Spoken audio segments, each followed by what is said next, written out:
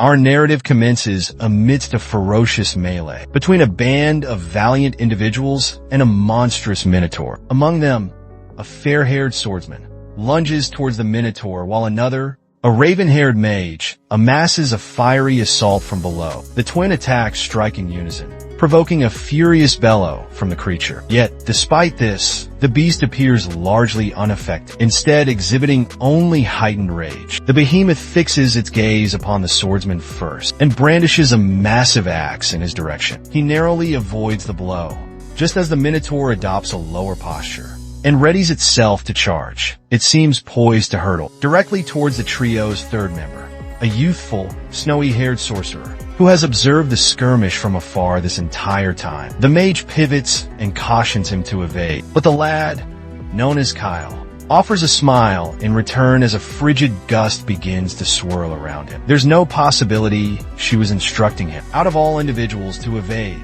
particularly understanding his capabilities. An ice shard materializes in his hand and elongates into a lengthy spear that he hurls directly at the minotaur, piercing its chest. The beast disintegrates in defeat, and instantaneously, the battle concludes. That was practically effortless. His two comrades rush towards him anxiously after the minotaur collapses. He believes their worry is unwarranted. After all, they're already cognizant of his proficiency. There's no reason for distress when Kyle can effortlessly handle himself. He inquires if they still doubt his abilities, and the two freeze, speechless. It wasn't like that, evidently.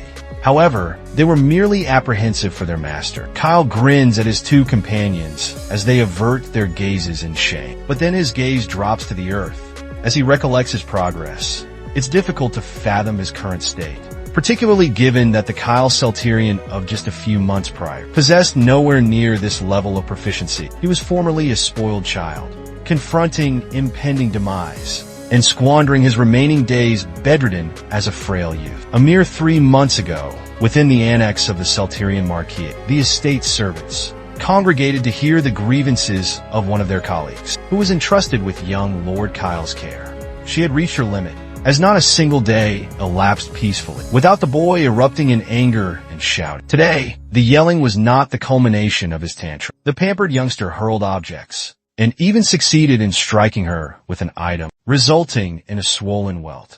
She was reluctant to enter his chamber any longer. But what recourse did they have? They were responsible for delivering his sustenance and medication. It was likely futile, as he consistently refused the nourishment they provide. But it's their responsibility, and they're powerless to change. One maid speculates if the cause of his behavior stems from being the offspring of an extramarital affair. That remark crossed the line.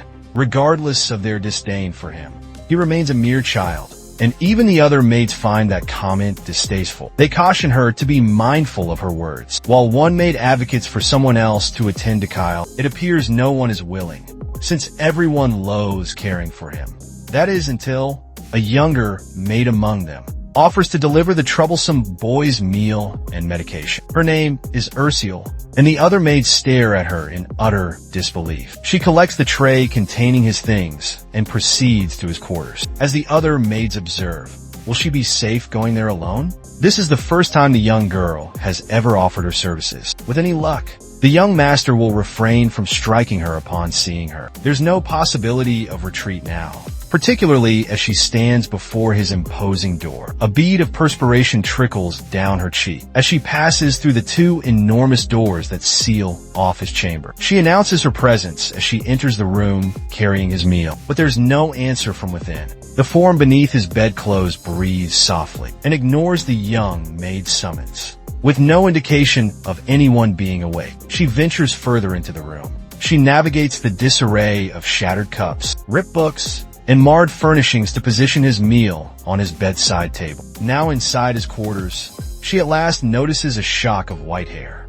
protruding from beneath the blankets. He has been slumbering this whole time within this room filled with disorder. But before he awakens, it would be advisable for her to tidy the area to prevent him from injury due to the shattered glass. Upon regaining consciousness, as she prepares to exit and retrieve cleaning implements, a hand seizes her swiftly, preempting any reaction. Kyle, now fully alert, glares down at her, gnashing his teeth. He demands her identity and the reason for her presence. The young maid timidly discloses her name, Recalling his past act of rescuing her, she subsequently expresses remorse for her unauthorized entry. Unaware of his slumber, Kyle's grip intensifies as he repeats the name, perplexed, eliciting a cry of anguish from her.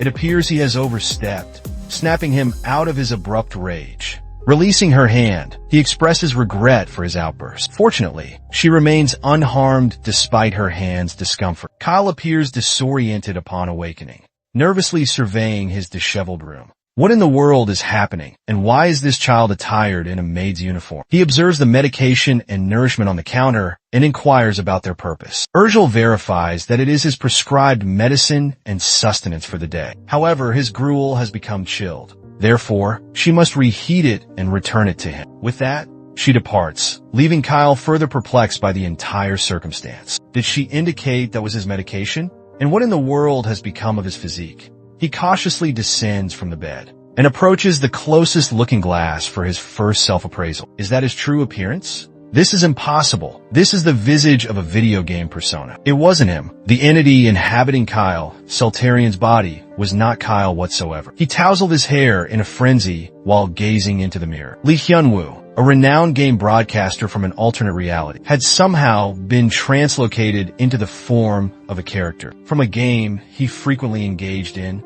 entitled Fantasy Defense. At that juncture, he comprehended that he had somehow awakened in a different realm. The character, Kyle Seltarian, is a non-playable character in his beloved video game. He's the youngest offspring of the Seltarian Marquis lineage, renowned for their mastery of the blade. As a member of the esteemed Seltarian clan, he participated in numerous introductory game scenarios. In sequences where he engaged with the story's protagonist, he invariably suffered a sound defeat. He was typically vanquished in a single strike by a low-level summon creature, conjured by an antagonist. In essence, he wasn't even a prominent figure among the supporting cast. He was utterly insignificant, a background extra. Lee Hyun-woo had awakened as this very type of character. To ascertain if he was dreaming, he decided to conduct a test by pinching his own cheek.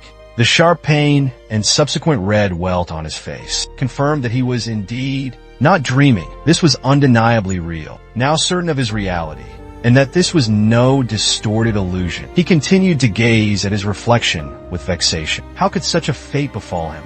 Lee Hyun-woo, once the undisputed top-ranked player in Fantasy Defense, had been reduced to an insignificant and trivial character. Fantasy Defense, a virtual reality game destined for global acclaim, would achieve widespread popularity by 2030 due to its diabolically challenging levels. No one had conquered it even after a decade of its release. Moreover, it was fiendishly entertaining. Its addictive nature continually fueled its growing renown. Scores were allocated based on playstyle and quest completion on a worldwide leaderboard. Scores would dramatically increase upon finishing rare quests or acquiring rare items. And the individual who reigned supreme, having dedicated 10 years of his life to the game, was Lee Hyun-woo, the game's most celebrated streamer. He possessed knowledge of rare magic, esoteric circles, and legendary combination formulas unknown to others. He was truly the game's living encyclopedia, and he possessed insurmountable scores unattainable by anyone else. And for such an exceptional individual to be inhabited by such a feeble and ineffectual persona could only be a cruel joke of destiny. This is a game where even the protagonist, possessing extraordinary abilities, cannot conquer the advanced stages. So how can he expect to endure beyond that? Considering he has revisited this game countless times? By now, he comprehends Kyle Seltarian's destiny with absolute clarity. The ultimate objective of Fantasy Defense is to thwart the forces of darkness. The one responsible for summoning these shadowy forces was Adolf, the second-born of the Seltarian Marquis lineage. The younger son coveted the leadership of the Seltarian family and aspired to utilize dark powers to instigate an uprising. Ultimately, the entire Seltarian estate crumbles into ruin and transforms into a stronghold for the dark forces that have long coveted human territories. Amidst all this turmoil, Kyle Seltarian, utterly devoid of power, was brutally slain by those very forces. Perhaps departing the estate prior to the uprising's commencement could ensure his survival. That's merely a short-term remedy, however. The true predicament lies elsewhere. This newfound, Noble Physique is afflicted with a condition known as hermaphrodite. It's an ailment that obstructs the mana channels within the body. Within this realm, mana fuels both aura and magic, both of which are crucial for continued existence. Mana is as vital as blood coursing through the veins. Individuals afflicted with hermaphrodite possess obstructed pathways within their system, preventing them from receiving the necessary sustenance required for survival and development. This often results in mortality before reaching the age of 20. The sole remedy for hermaphrodite involves absorbing mana from the natural world to combat the affliction. However, given the obstructed pathways, they lack the capacity to absorb mana, and this hereditary condition is practically equivalent to a fatal diagnosis. Calcelterian received this grim prognosis in his youth and has been consumed by despair ever since. The dread of mortality, the apprehension, and the despondency over his finite remaining time haunted him relentlessly. Consequently, his character became warped. Unconsciously, he became a source of shame for his lineage, prompting his father to confine him to his quarters, to contemplate his transgressions. There he continued to seethe with fury at the perception that his family considered him a laughingstock and an individual easily exploited. His resentment towards the world and everyone inhabiting it intensified relentlessly until he ultimately met his demise. In essence, the man was irredeemable even within the game's confines. His lack of potential was consistently evident. Despite his status as a terminally afflicted individual, his deplorable disposition serves as the primary catalyst for individuals to abandon hope in him. To encapsulate the circumstances, our protagonist now embodies an utterly despairing persona, completely devoid of aptitude or competence in both swordplay and spellcasting, lacking time, possessing a dreadful disposition, a horrendous reputation, and to exacerbate matters further, he's confined to his quarters by the patriarch. This is akin to initiating a new RPG in nightmare difficulty. From the outset, he's already doomed. Whether he remains in his chamber or attempts an escape, the unavoidable outcome is demise. How is survival even conceivable in this realm with such detrimental attributes? Isn't it customary to acquire at least one or two exceptional skills? Upon reincarnation, it would be preferable if he possessed some form of status display or a comparable mechanism. As he contemplates the events leading to this predicament, luminous azure spheres materialize and encircle him. Mere moments ago, nothing of this nature existed in the vicinity. From whence did this originate? The youthful nobleman wonders, extends his hand cautiously, and makes contact with the sphere, triggering a flash of light to erupt from his palm. Once it dissipates, a status display containing several key notifications materializes before him. He has awakened, and as a consequence, he is now granted two novel aptitudes, which encompass access to a status screen and the mind's eye capability, which will function autonomously henceforth, as though conjured by his will. The status panel emerges directly before his gaze and exhibits the current attributes of his new physique. He possesses two fresh talents designated Mana Pathways and Mind's Eye. What could Mana Pathways entail, however? Well, initially, Mind's Eye enables the perception of detailed particulars of individuals and their gear in his vicinity. Mana Pathways, on the other hand, constitutes an entirely unfamiliar talent he'd never encountered previously. Inferring from its nomenclature, it appears to be associated with magic in some capacity. But magical talents are typically categorized under the Mana Companion talent. Despite never encountering this aptitude before, his innate gaming sense suggests this talent surpasses Mana Companion, potentially ranking as a high-tier ability. While possessing the Mana Companion skill, he never witnessed phenomena like these surrounding orbs with his own vision. This is pure mana essence, and if his hypothesis is accurate, he should be capable of absorbing it. The nobleman extends his hand, making contact with one of the pure mana spheres before him. The instant he does, he perceives mana coursing through his body. It travels along his arm, then abruptly halts. This appears to be a manifestation of the hermaphrodite affliction, an obstructed channel. The blockage prevents mana from completely circulating throughout his system. He was on the verge of experiencing the full flow of mana, and this obstacle wouldn't deter him. Through sheer determination alone, He begins to compel the mana to course through the obstruction using brute force. Through sheer willpower, he directs the mana to penetrate the blockage and forcibly permeate the remainder of his body. He sharpens the mana to a needle-like point. Then he thrusts it against the obstruction. Gradually, it pierces through, until finally, he senses the mana circulating throughout his system. Currently, it only reaches his elbows. However, if he persists in accumulating mana in this manner, and overcoming each blockage, as he just demonstrated, he will also be capable of conquering Hermaphrodite. Due to this, he will survive, and a glimmer of hope remains. Meanwhile, back in the kitchen, Ursula has completed heating her master's porridge. She must hasten and return it to him before it cools down again. As she makes ready to transport the meal back upstairs, a contingent of maids approaches to accost her. They instruct her to refrain from providing Kyle with the food and position themselves, obstructing the kitchen entrance. Ursula observes them with a puzzled expression as the maids elaborate, explaining that in response to Lord Kyle's transgressions against the maidservant staff, they have collectively resolved to temporarily cease attending to his needs. If he experiences hunger for a short period, perhaps he will reconsider his behavior and his treatment of them. Thus, they instruct her to set down the food and join their cause. Ursula, on the contrary, remains unconcerned by their demonstration. She advises them to proceed as they wish, while she continues to fulfill her duties. This reaction does not sit well with the maids. One of them angrily shouts at her to at least feign compliance. With that, she swipes the meal tray from Ursula's hands, sending it crashing to the ground. She inquires if the young maid still believes she is some sort of servant. She originated from a destitute family and was forced into servitude. So how dare she challenge a fellow maid?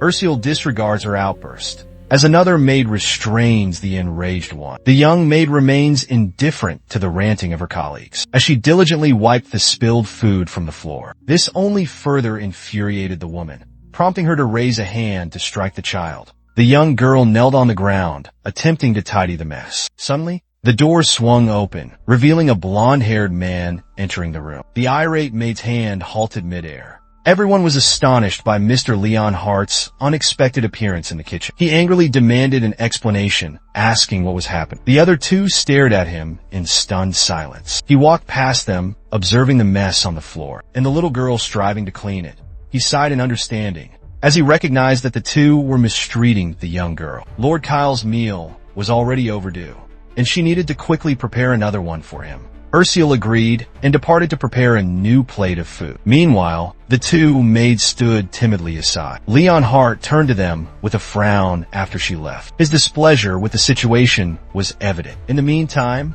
Kyle continues to examine his newfound capabilities within the status interface. Should he employ Mind's Eye and mana pathways in conjunction, it could potentially alter the destiny of the Marquis' lineage. A lineage fated for a horrific collapse. He has engaged with this reality for a decade now, possessing an exceptional degree of predictive insight. Furthermore, he was born into the considerable privilege and affluence of nobility. Leveraging all these advantages, success might indeed be attainable, averting the encroaching dominion of the forces of darkness. Significant challenges clearly lie ahead. However, he must first transcend his hermaphroditism by activating his mana channels and mastering magic. Monadila, for example, represents an aptitude specifically geared towards magical pursuits. Given his newfound magical affinity, the path of a wizard would be more advantageous than that of a knight. Secondly, he must avert the ruination of the Marcus family. As he is a member of this household, his prosperity is intrinsically linked to the family's success. The Celtrian Marquis will provide substantial support regarding reputation, expertise, financial resources, and any other conceivable requirement. Given the territory's peripheral location, he can disregard the affairs of the capital. Lastly, and most crucially, he must assemble gifted companions to brace for the impending immense darkness, an onslaught he anticipates in the foreseeable future. Should he identify a promising individual and secure their allegiance, they would reciprocate with augmented power. This is his strategy for accumulating strength. However, initially, to amass talent, he must seek out someone in close proximity. As the Marquis of Celta Leon, he ought to commence with Leon Hart, who previously served as a valuable tank NPC during his gameplay. As he contemplates his next course of action, A feminine voice beckons him from the entrance. It's Ursel, returning with the nourishment she had prepared. His eyes widen in astonishment at the sight of her. He recognizes her as the youngster who entered his quarters earlier. Though her name eludes him, she silently returns to his countertop to ready his meal and medication. As he struggles to recall, abruptly, the status window materializes, displaying the precise data he requires. It designates her as a low-level adversary and presents comprehensive information regarding her attributes and capabilities. Her traits are listed as cold-hearted and diligent. However, it's her innate ability that captures his attention. She possesses a talent known as the Spirit's Eternal Companion. This represents the pinnacle of talent within the spirit magic domain. He continues to scrutinize her statistics until she glances in his direction. He then becomes aware that he has been fixated on her. She anxiously encourages him to enjoy his meal. Before retreating to give him space to eat, Kyle observes her closely and ponders why an individual with the potential for psychic genius is toiling as a maid. The explanation lies in an event that transpired a year prior at an auction. The auctioneer proudly presents the day's featured item. As Kyle sits among the attendees, feeling resentful, she directs the spotlight to a young girl standing silently on stage. It's Ursel, revealed as the daughter of the recently dispossessed Baron Helheim. His title was recently revoked due to her noble lineage. She possesses refinement and intelligence, captivating the audience's interest. Consequently, as the bidding commences, people clamor to offer their prices for the young girl. Sir Leonhard, seated next to Kyle, proposes their departure from the auction, arguing against condoning practices like slave trafficking. However, Kyle instead rises and declares a substantial bid of 300 gold. The cost is so exorbitant that the auctioneer falters momentarily upon hearing it. The knight beside him exclaims in astonishment for even contemplating the purchase of a slave. But the young nobleman silences him with a single word. He'll spend his wealth as he pleases. In his view, his deeds are inconsequential, since his own father is indifferent to his actions. Then, with the audience utterly speechless from his extravagant bid, he approaches the girl, who regards him with an impassive countenance, her hands bound in chains. He informs her that henceforth, she is his property, now that he has acquired Ursel. He escorted her outside and removed her shackles. With that, she was at liberty to do as she wished. He liberates her, declaring she is no longer enslaved, now that he has purchased her freedom. Kyle turns to depart, Sir Leonhard at his side, but the girl calls out to him once more. She pauses in thought for a brief moment.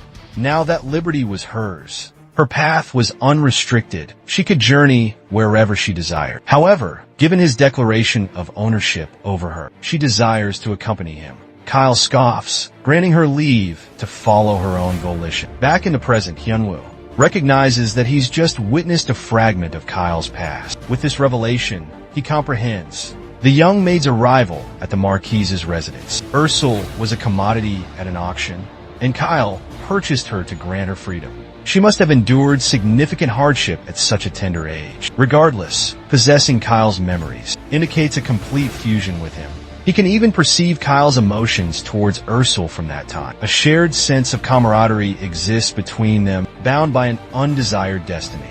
Furthermore, their mutual sentiment of isolation and abandonment compelled Kyle to act and purchase her freedom. He chooses to clear his mind, allowing himself to savor the meal before him. He takes his first bite, his eyes lighting up with delight. The food was exquisite. He inquires whether Ursel prepared the meal herself. The girl responds hesitantly, confirming that she made the porridge. She appears to be bashful about it, particularly aware of his potential reactions when provoked or angered. To her astonishment, he commends her culinary skills and requests she prepare the same dish again in the future. Ursel is momentarily stunned and averts her gaze shyly. A status menu materializes above her head, displaying an increase in her affection level to 35. His compliment boosted her affection, although she already possessed some. Given their prior intense encounter, her affection level wasn't initially very high. This is unsurprising, however, as she likely witnessed Kyle's past delinquent conduct. The mere fact that she held any affection for him whatsoever was a marvel in and of itself within the game he previously played. No spirit summoner named Ursel existed. This signifies that within the primary game narrative, she was perpetually unable to completely actualize her potential as a spirit summoner. Instead, She became entangled in the Marquise's internal uprising, a household conflict where she met her demise. This time, he was determined to prevent that outcome. He would absolutely not allow such a treasure to escape his grasp, particularly with her directly before him. He resolved to confront the matter head-on. He inquired if she had ever contemplated studying spirit summoning. She gazed at him, perplexed by his sudden desire for her to acquire such a skill. The youthful nobleman declared that he desired her to learn it due to his belief in her aptitude for it. She, conversely, had never envisioned herself possessing any talent for spirit summoning. This was likely due to her lack of exposure to the art of spirit summoning, even within her previous family estate. Instruction in spirit summoning is recognized as exceptionally costly, and for a lesser noble lineage to acquire such knowledge, the financial strain of this education would be substantial. This simply implies he must now take the initiative himself. He informs her that she will commence training in spirit summoning, and she is without any alternative. After all, she is his possession. Ursula assumes that, swallows hard, and averts her gaze timidly, as a new notification message materializes above her, and her fondness rises to 50%. Several days afterward, Kyle exits his quarters and encounters Sir Leonhardt. They exchange an intense gaze. Prior to the white-haired nobleman requesting passage from the knight, Sir Leonhardt promptly refuses, which only exacerbates Kyle's frustration. He has been confined in that chamber for an excessive duration, and there's a possibility he would remain there for his remaining days. Sir Leonhardt sternly informs him that departure is forbidden until his father grants consent, particularly considering the prior events and the Lord's final directives to him. Kyle pauses momentarily, and his thoughts drift to the numerous altercations he's had with the Lord. The very basis for the confinement regulations stem from their inability to further endure his incessant mischief. However, the more moments he squanders there, the less opportunity he has to acquire the suspended particles dispersed around, further inside the residence. Since discovering he could clear his mana channels, utilizing the mana spheres manifesting in his chamber, he's been absorbing every particle appearing in his room. Daily, though insufficient for immediate pathway clearance, mana has been steadily accumulating within him, akin to experience points in a game. His physique progressively enhanced over time, yet far from sufficient to remedy his hermaphroditic condition. To obtain more, exiting his room and venturing outside for mana collection was necessary. The young nobleman pledged to remain nearby, merely traversing the adjacent forest for physical activity. The term exercise astonished Sir Leonhardt, who'd never encountered such a productive rationale from Kyle. This slightly perturbed Kyle, but Sir Leonhardt continued, stating that he served as the noble's personal guard for many years. Yet this marked the first instance he'd ever heard him utter such words. It was in that precise moment Kyle grasped the extent of his past delinquency. Until then, he possessed absolutely zero credibility. Despite this, however, Leonhardt seemed an insurmountable obstacle. This individual was assigned as Kyle's protector, but originally, he was a renowned figure within the game, celebrated for possessing exceptional prowess in both defense and attack. He's remarkably adept and harbors immense potential, signifying he could ascend to the position of captain. However, the majority of players simply utilized him as a tank within their groups. Moreover, owing to his unwavering loyalty and steadfast trustworthiness, he ranked among the most favored companion characters amongst players. Within the original game's narrative, he transitions into a wandering knight following the demise of the Marquis' household, enabling players to recruit him through specific events. For the present, however, given that the Second Son's insurrection hadn't transpired yet, he remained within the Celterian manor, serving as Kyle's personal protector. It felt like a squandering of such a promising aptitude to have him on mere childcare responsibilities. Precisely what were the Celterian knights thinking? Why in the world would they confine him to such a stagnant position? He inadvertently vocalized that last thought, and Leonhardt took umbrage, misinterpreting his statement as the young rebel being discontent with his guardianship. The younger boy attempted to clarify his lack of dissatisfaction, but Leonhardt simply counseled him to adhere to his lord's directives. His father. That's when Kyle discerned that the knight's allegiance wasn't directed towards him, but rather to Lord Rempton Celterian. His father. It was entirely expected. After all, who would choose to align themselves with the wayward younger son? He simply couldn't reconcile himself to that notion. Thus, his subsequent talent acquisition endeavor commenced with Sir Leonhardt. He inquired of the knight if he would be amenable to attempting to sway his father. The fair-haired man comprehended that Kyle's behavior has undergone a shift. He's completely unaware that, in reality, he's piqued the younger lord's curiosity.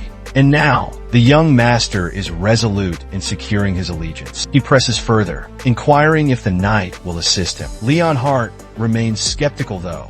There's something distinctly different about Kyle, but he simply can't pinpoint what it is. He questions Kyle's motives for acting so out of character. This reveals the extent of his distrust towards the delinquent. The boy has been confined to his quarters for so long that his perspective has transformed. Henceforth, he's determined to experience a long lifespan. This revelation astonishes Leon Hart, who comprehends precisely why someone like Kyle cannot achieve longevity. The white-haired youth is one who was forced to relinquish everything due to his incurable intersex condition. For someone like him to express a desire for a long life, particularly with the low probability of surviving past 20, was heartbreaking, especially considering his lack of magical aptitude. Nor did he possess any exceptional sword-fighting abilities. And being the youngest, he had no possibility of inheriting the family fortune. Despite all of this, Lord Rimpton chose to keep him at the child's side. The senior nobleman once inquired of Leon Hart if he harbored any resentment regarding that choice, a decision that effectively stalled his advancement. He instantly replied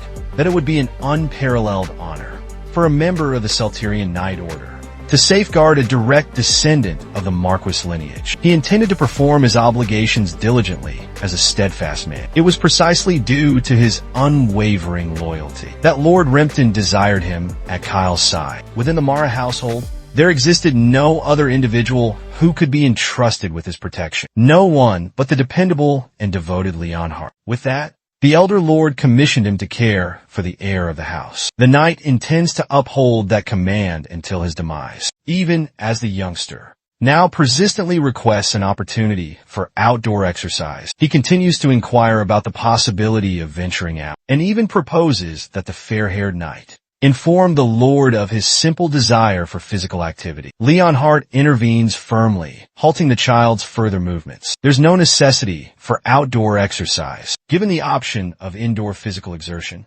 left with no alternative, Kyle opts for a more assertive strategy. He cautions Leon Hart to step aside, emphasizing the need to avoid repetition. His sole requirement was to venture outside and locate additional mana cores, to continue progressing in clearing his mana pathways. He fixed Leon Hart with an intense gaze, and Leon Hart perceived an unusual energy emanating from him once more. This sensation persisted, reinforcing the notion that something was truly distinct about Lord Kyle. Despite this, he was obligated to maintain his position, regardless of the young lord's overnight transformation. He advanced, assuming a more resolute stance before the boy. The Marquise's decree is non-negotiable, and this pertains to the young lord as well. However, should he truly desire to venture outside, then he would need to overcome him first. Unexpectedly, Kyle sensed a potent, murderous aura emanating from the darkness. It was unjust for Leon Hart to direct such hostility towards a mere child over a simple request to leave the confines of the manor. Were he an average 13-year-old, he might have succumbed to terror and collapsed then and there. Fortunately for him, he was no ordinary adolescent. He grinned despite the oppressive presence emanating from the knight, and serenely strode past him, delivering a light blow to his shoulder. This stunned Leon Hart,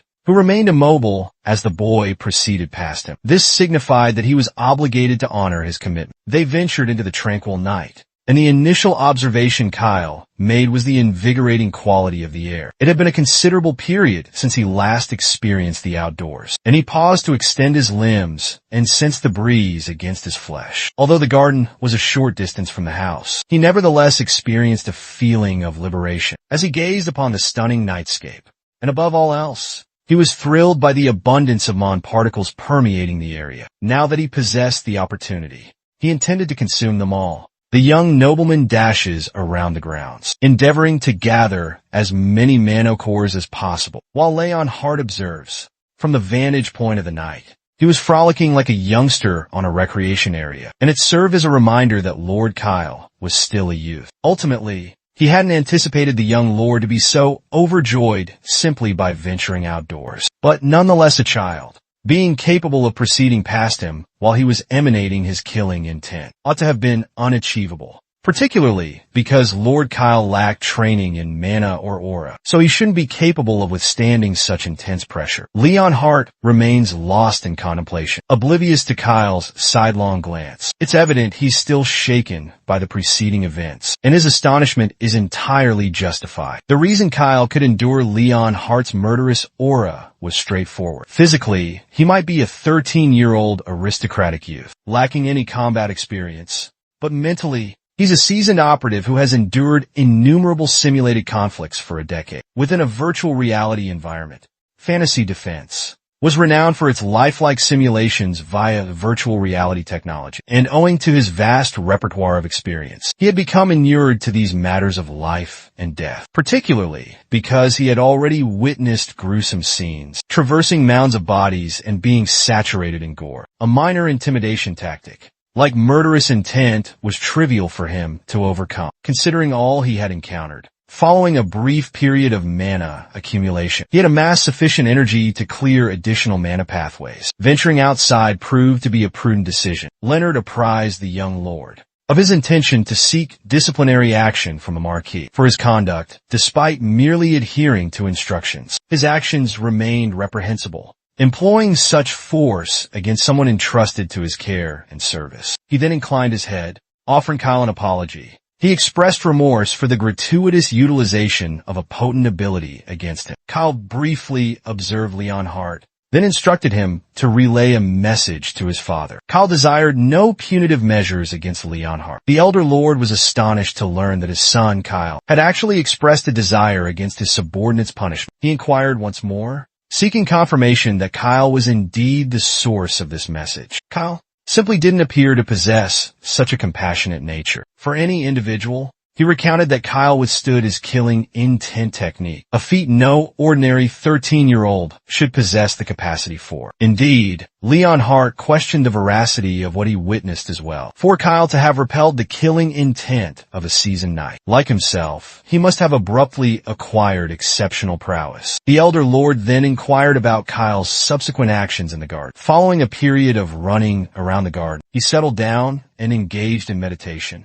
Leon Hart observed him with astonishment as he meditated amidst the greenery. He questioned the younger lord regarding when he acquired the skill of meditation. In his youth, Kyle briefly received instruction in swordsmanship from his father. Concurrently, he also acquired the knowledge of meditation. However, he lacked the aptitude for it, and consequently abandoned it swiftly, thus desiring to revisit the practice. To facilitate this endeavor, he requested Leon Hart to ensure the vicinity remained undisturbed, to prevent any distractions. Subsequently, he remained in meditation at that location for a full 6 hours. The elder lord paused in his narration, and, astonished by the notion that Kyle could remain in meditation for such a duration, he engaged in meditation for a full 6 hours, not a mere 6 seconds. Perhaps the lad has undergone a transformation. After all, the Duke had endeavored to instruct Kyle in the fundamentals of swordplay. During his youth, he was a scion of the Celtarian lineage. Ultimately, therefore, he should possess the minimum aptitude to pursue the way of the sword. He also harbored the desire that the white-haired boy would acquire the mastery of the family's hallowed techniques. However, the child displayed no aptitude whatsoever. He yielded after a minimal amount of exertion, and lamented that his legs were on the verge of seizing up. This provoked the Duke's ire, stemming from the realization that such a frail individual could belong to his family. There had never been a more feeble offspring in his lineage. Kyle possessed absolutely no proficiency in swordsmanship. Furthermore, he was deficient in perseverance and fortitude. He couldn't even withstand rudimentary exercises. Thus, to learn that such an individual had actually maintained meditation for 6 hours is astounding. Could it be that a head injury altered his personality? Leon Hart had already considered that possibility and inspected his food for any irregularities. Fortunately, nothing seemed amiss, and Kyle's abrupt shift was entirely self-motivated. His disposition had undergone a complete transformation lately, and it wasn't merely his approach to diligence that had shifted. Even his regard for Leon Hart had noticeably changed. It appeared he had finally begun to mature,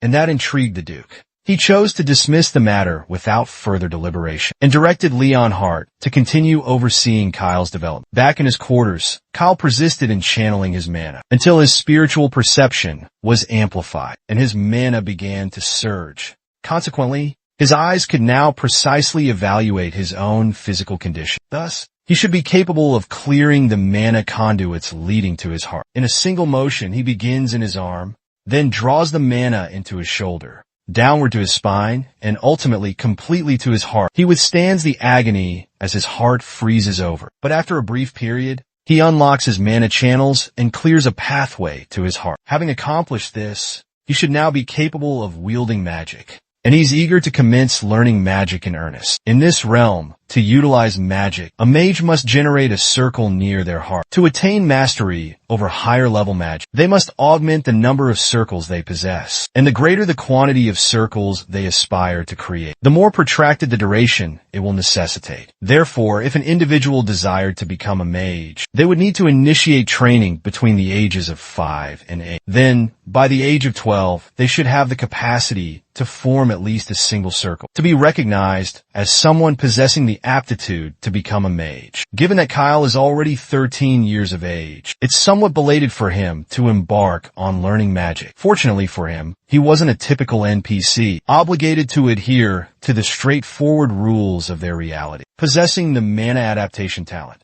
his situation deviated from the norm. His only requirement was to construct a circle, and he should be capable of commencing magical studies. However, initially, he needed to learn the formation of a circle. Perhaps he could replicate the method learned from the game. As he contemplated his approach, a rapping sound emanated from his door. It was Leon Hart, arriving to relay the information that the Duke had rescinded the limitations on Kyle's movements. He was now permitted to exit his quarters and stroll through the garden, provided that Leon Hart remained his constant escort. Departing the estate remained prohibited, but garden access was already a considerable privilege. For someone perpetually confined to his room, it appeared Leon Hart had successfully persuaded his father. Furthermore, it seemed his favorability rating had also ascended. It had inexplicably risen by 30 points. Back when he deflected the murderous aura, his approval rating was at a dismal -50. Perhaps he was swayed by his contemplation in the garden, particularly because he meditated throughout the entire night and fainted in the morning. Leon Hart appears to be the type of individual who admires dedication and persistence regardless. Now that his limitations have been removed, there's a location he's been yearning to visit. The estate's library is a repository brimming with all the information he would require to construct his initial magic circle. However, the librarian doesn't seem pleased by his presence. In truth, she appears apprehensive. She hurries towards Leon Hart in a frantic endeavor to ascertain what has happened. Kyle was forbidden from entering the library long ago, after he spent an entire day destroying some authentic, priceless books that would be exorbitantly expensive to replace. He used to jest that they were merely insignificant scraps of paper after you die, despite her struggles to acquire them. Following his journey throughout the Empire, subsequent to his disruptive behavior in the library, he was permanently prohibited from entering its premises. However, it appears his restrictions have been rescinded. Kyle is mortified by his past foolish actions. Now his sole purpose in visiting the library is to read. He seeks no trouble, but specifically desires books pertaining to magic. This request bewilders the librarian, as the Duke's lineage has always prioritized swordsmanship. Consequently, there are limited magical texts available. Currently, he merely seeks a guide on constructing magic circles. She presents him with an introductory volume that appears excessively complex for his comprehension. There were books designed for 7-year-olds, yet each one resembled a doctoral dissertation. If this were a game scenario, a status window would be available, granting him instantaneous comprehension of each book's contents. As if on cue, a status window materializes before him and reveals he's unlocked an ability called Spiritual Sight. This allows him to decipher the low-level text he was previously struggling to comprehend. He can then transcribe them into simplified versions for quick reading. Beyond the translation function, his keen perception skill enables effortless decoding of books. Without delay, he requests more introductory text from Alice, the library curator. He's eager to absorb as much information as possible. Leno Hart contemplates the appropriateness of borrowing so many books simultaneously. The librarian was apprehensive about potential damage due to the sheer quantity borrowed. Even liquidating her home wouldn't suffice to replace them if lost or harmed. Her concern was somewhat unwarranted, however, as he intended to peruse them swiftly, or at the very least, his interest would wane halfway through. Typically, Kyle abhorred books, But now he's voraciously consuming as many as possible concurrently. Leonhardt observes that the selected books primarily focused on mana regulation and the construction of magic circles. He swiftly deduced that this must be connected to his ailment. He attempts to offer the young nobleman some guidance, explaining the challenges of mastering magic due to Hermione's disruption of his body's mana currents. However, Kyle anticipates his words before he even commences speaking. Leonhardt proposes to withdraw if his counsel is unwanted, but this contradicts Kyle's intentions entirely. It's a legitimate observation after all. Therefore, there's no reason for indignation. Every household member would likely express the same sentiment and deem his endeavors a futile pursuit. Yet, he remains the family's outlier, already notorious as the impetuous youngest son. A touch of eccentricity from him wouldn't astonish anyone. Moreover, it's not as if perusing books causes harm. Ultimately, he's certain Leonhardt's sole concern is that Kyle will be unsuccessful in mastering magic, leading him into a profound state of despondency. However, that's quite the contrary. Kyle harbors no desire for an early demise. He rises and approaches the elder man, placing a clenched fist upon his chest in reassurance. He intends to exhaust all efforts to ensure his survival surpasses everyone's expectations. With that declaration, he departs to seek a more agreeable resting spot and complete his book. Leonhardt remains astonished by Kyle's abrupt shift in demeanor. The Kyle Celterian he recalled possessed no such strength of will. An early recollection of the boy involved a day on the training grounds where he knelt upon the earth, weeping for his father when Leonhardt inquired about his distress. He conveyed that the elder lord had stated that a child like him was unnecessary. He was once such a prone to tears, and now he appeared to be developing into a respectable individual. The fair-haired knight retrieved a book and proceeded toward the child. And that's the moment Kyle observed that his affection rating had risen from -30 back to 0. He was completely baffled by the sudden change. He hadn't done anything extraordinary to warrant such an abrupt increase. Apprehension filled him as the elder man drew near, but the man simply placed a book on the table before departing and offered to remain outside his quarters. Prior to the older man's exit, the slightest hint of a smile graced his lips. Kyle pondered if perhaps he simply enjoyed observing the younger boy engrossed in reading. However, if that were the situation, why hadn't his affection level altered while they were at the library? He generally appreciated witnessing perseverance, so perhaps perusing multiple books consecutively qualified as such. Irrespective of the cause, Kyle attributed it to the man's eccentric nature. Meanwhile, a wistful smile graced Leonhardt's lips as he lingered outside his room. Now that the elder brother had departed, leaving him in solitude, the moment had arrived to commence his reading.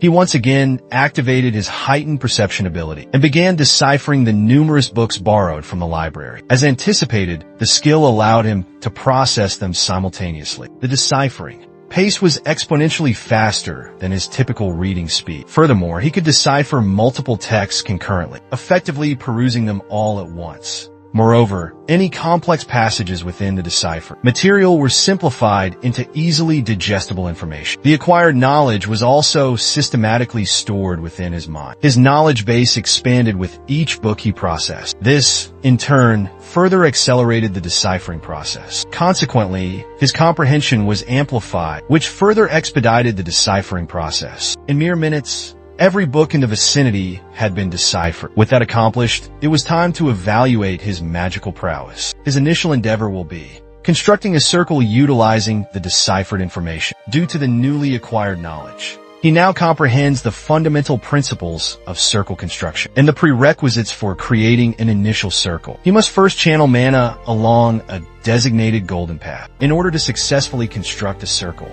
he assumes a seated position and readies himself to commence circle formation. With a modest amount of focus, the mana starts traversing the designated route. He instantly experiences a burning sensation in his chest, near his heart. However, he must persevere, lest the mana reverses its flow and inflicts harm upon his internal organs. He endures the arduous and excruciating ordeal and successfully constructs the first circle.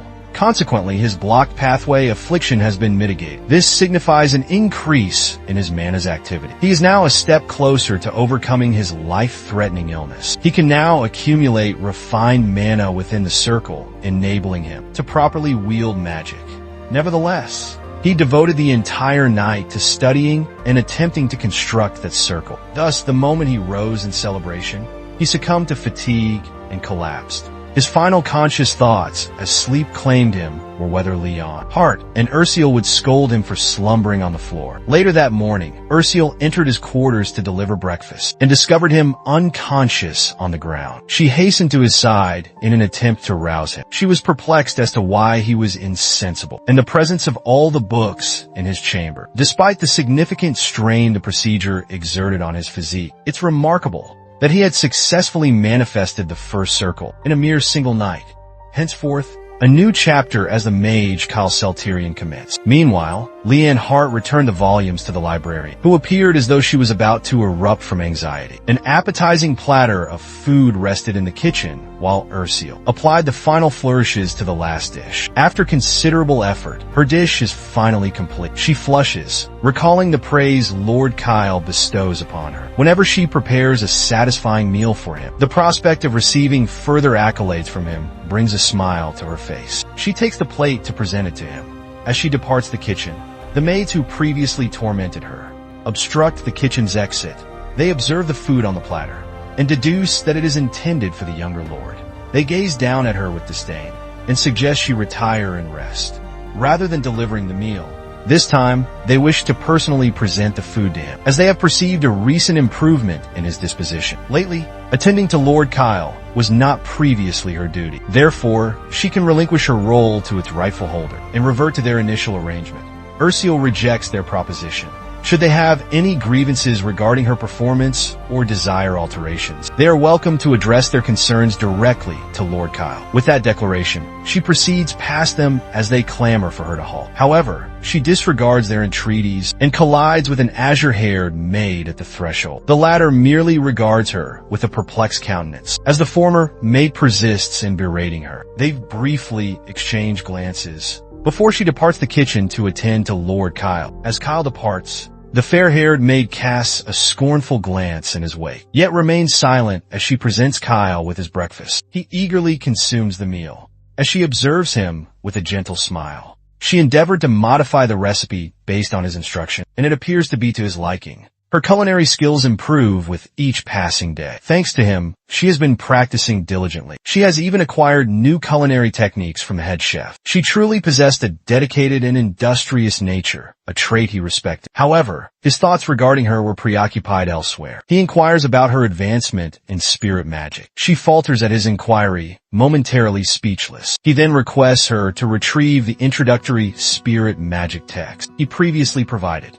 She has perused approximately half the volume thus far. Based on the well-worn pages, she has evidently been studying it assiduously. Given her noble lineage, this implies she possesses a foundational education, and her learning aptitude is not deficient. However, he remains discontent with her current rate of progress. They lack the luxury of a gradual approach. He requires her to acquire knowledge and power swiftly. Within 2 months' time, the Sultrian lineage will convene for the heir succession rite. On that fateful day, the second-born son, Adolf, will instigate a rebellion, abetted by malevolent spirits and the Marquis clan. The family will crumble. Every inhabitant of the villa will be ensnared within the ensuing turmoil. And Ursiel, too, will be caught in the maelstrom, where she will forfeit her life.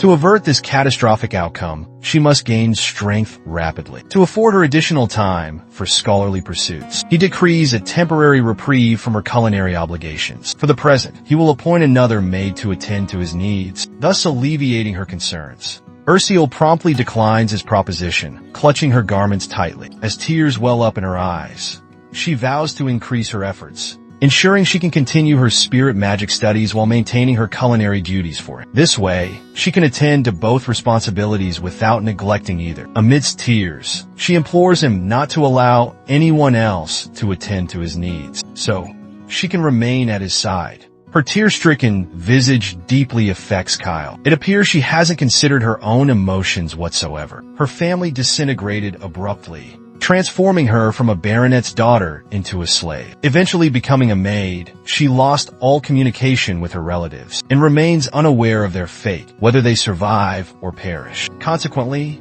Her profound insecurity regarding her life is understandable. As a maid, her anxieties are amplified, particularly as she's still acclimated. Thus far, a semblance of stability has been attainable solely due to his assistance. Now, he intends to alter everything without apparent justification. His bewilderment in the face of this situation is comprehensible. She must have presumed that, if she were unable to adequately fulfill her maidly obligations, she would subsequently be barred from entering the residence. That must be your current train of thought, given that he never adequately clarified the circumstances. Now that he has dedicated time to contemplating her emotions, he resolves to thoroughly elucidate the matter to her. Initially, he reminds her of his statements during their initial encounter. Upon bringing her here, he declared her as his belonging, affirming that he never forsakes his own. This signifies his unwavering commitment to their protection. The young maid is astonished by his pronouncements. However, he persists,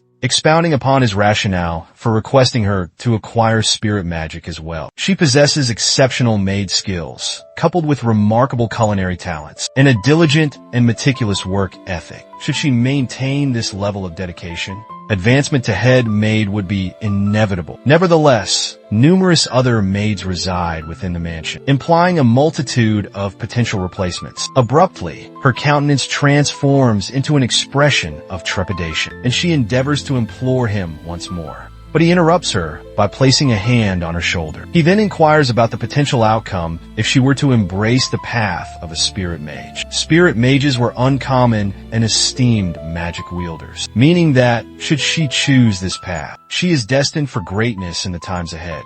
All would admire and respect her. She would ascend to become the most exceptional spirit mage in existence. Her thoughts wander to fantastical journeys they could share with her as a powerful spirit mage, accompanied by Lord Kyle at her side. At that point, no one could possibly rival her, and she would remain by his side for an eternity. She still harbors doubts about her ability to achieve such a feat. However, Kyle reassures her that achieving the pinnacle of spirit magecraft is within her grasp. Fueled by his unwavering belief in her, she accepts the book and consents to follow the path of the spirit mage, precisely as he desires. Simultaneously, her fondness for him increases by 10 points. She vows to place her faith in his guidance. Following this, he formally designates Ural as his personal attendant, which presented her with an elegant ribbon. From that point forward, she commenced managing his private matters. Furthermore, he relocated her from the communal servant quarters into a personal chamber of her own.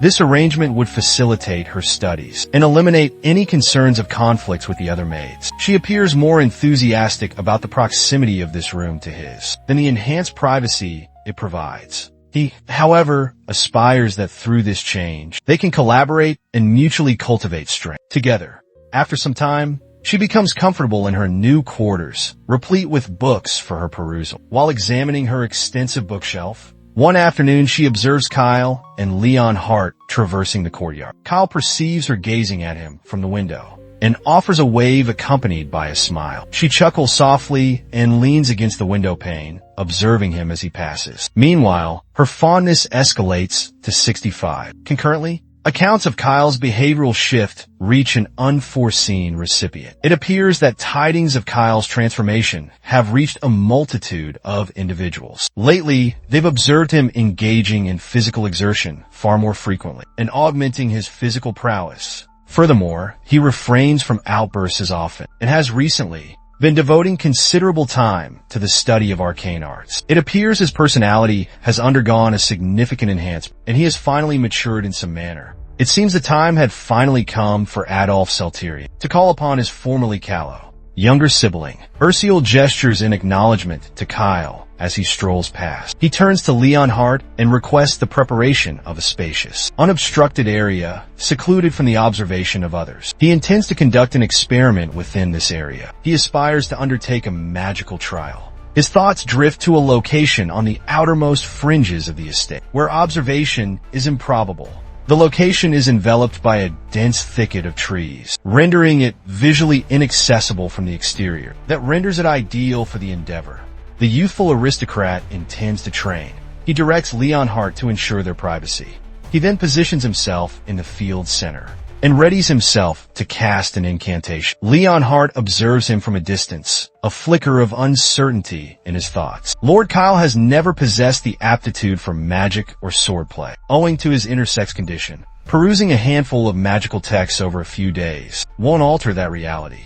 Nevertheless, the present Kyle might possess a means to transcend these constraints. In some manner, the white-haired nobleman conjures a sphere of magic within his hand. He then discharges it as a magical projectile toward a tree. The spell detonates in a brilliant flash and instantly obliterates the tree upon contact. Leonhardt, and even Kyle himself, are astonished by the sheer potency of the spell. The tree gradually topples to the side as the two observe. While astonished by the display of power he just unleashed, Kyle promptly turns to Leonhardt and inquires whether he believes the noise reached the manor. Fortunately, the knight utilized his aura to muffle the blast. This implies they wouldn't have detected the sound of the collapsing tree. Furthermore, his swift reactions successfully spared them both from rather awkward inquiries. While this is undoubtedly advantageous for both, a more significant question remains unanswered. Precisely when and how did Lord Kyle conjure a magic circle? Kyle explains that he generated it recently,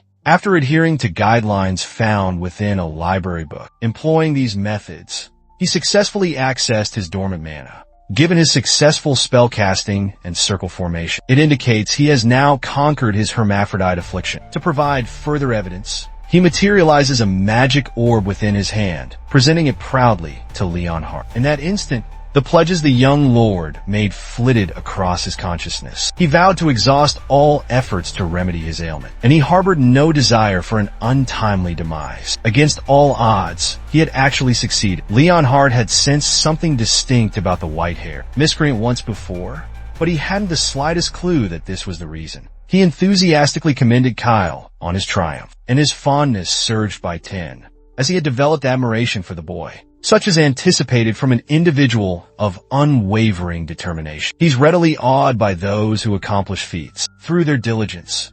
However, several inquiries remained, such as the fact he had only attained the first circle, yet the potency he just displayed clearly surpasses a mere first circle spell. The strength of a first circle incantation is typically comparable to the force of a blow from a grown man, but the energy he unleashed possessed the potency of a fourth circle incantation, which significantly surpasses the capabilities of any spell a novice should be able to conjure.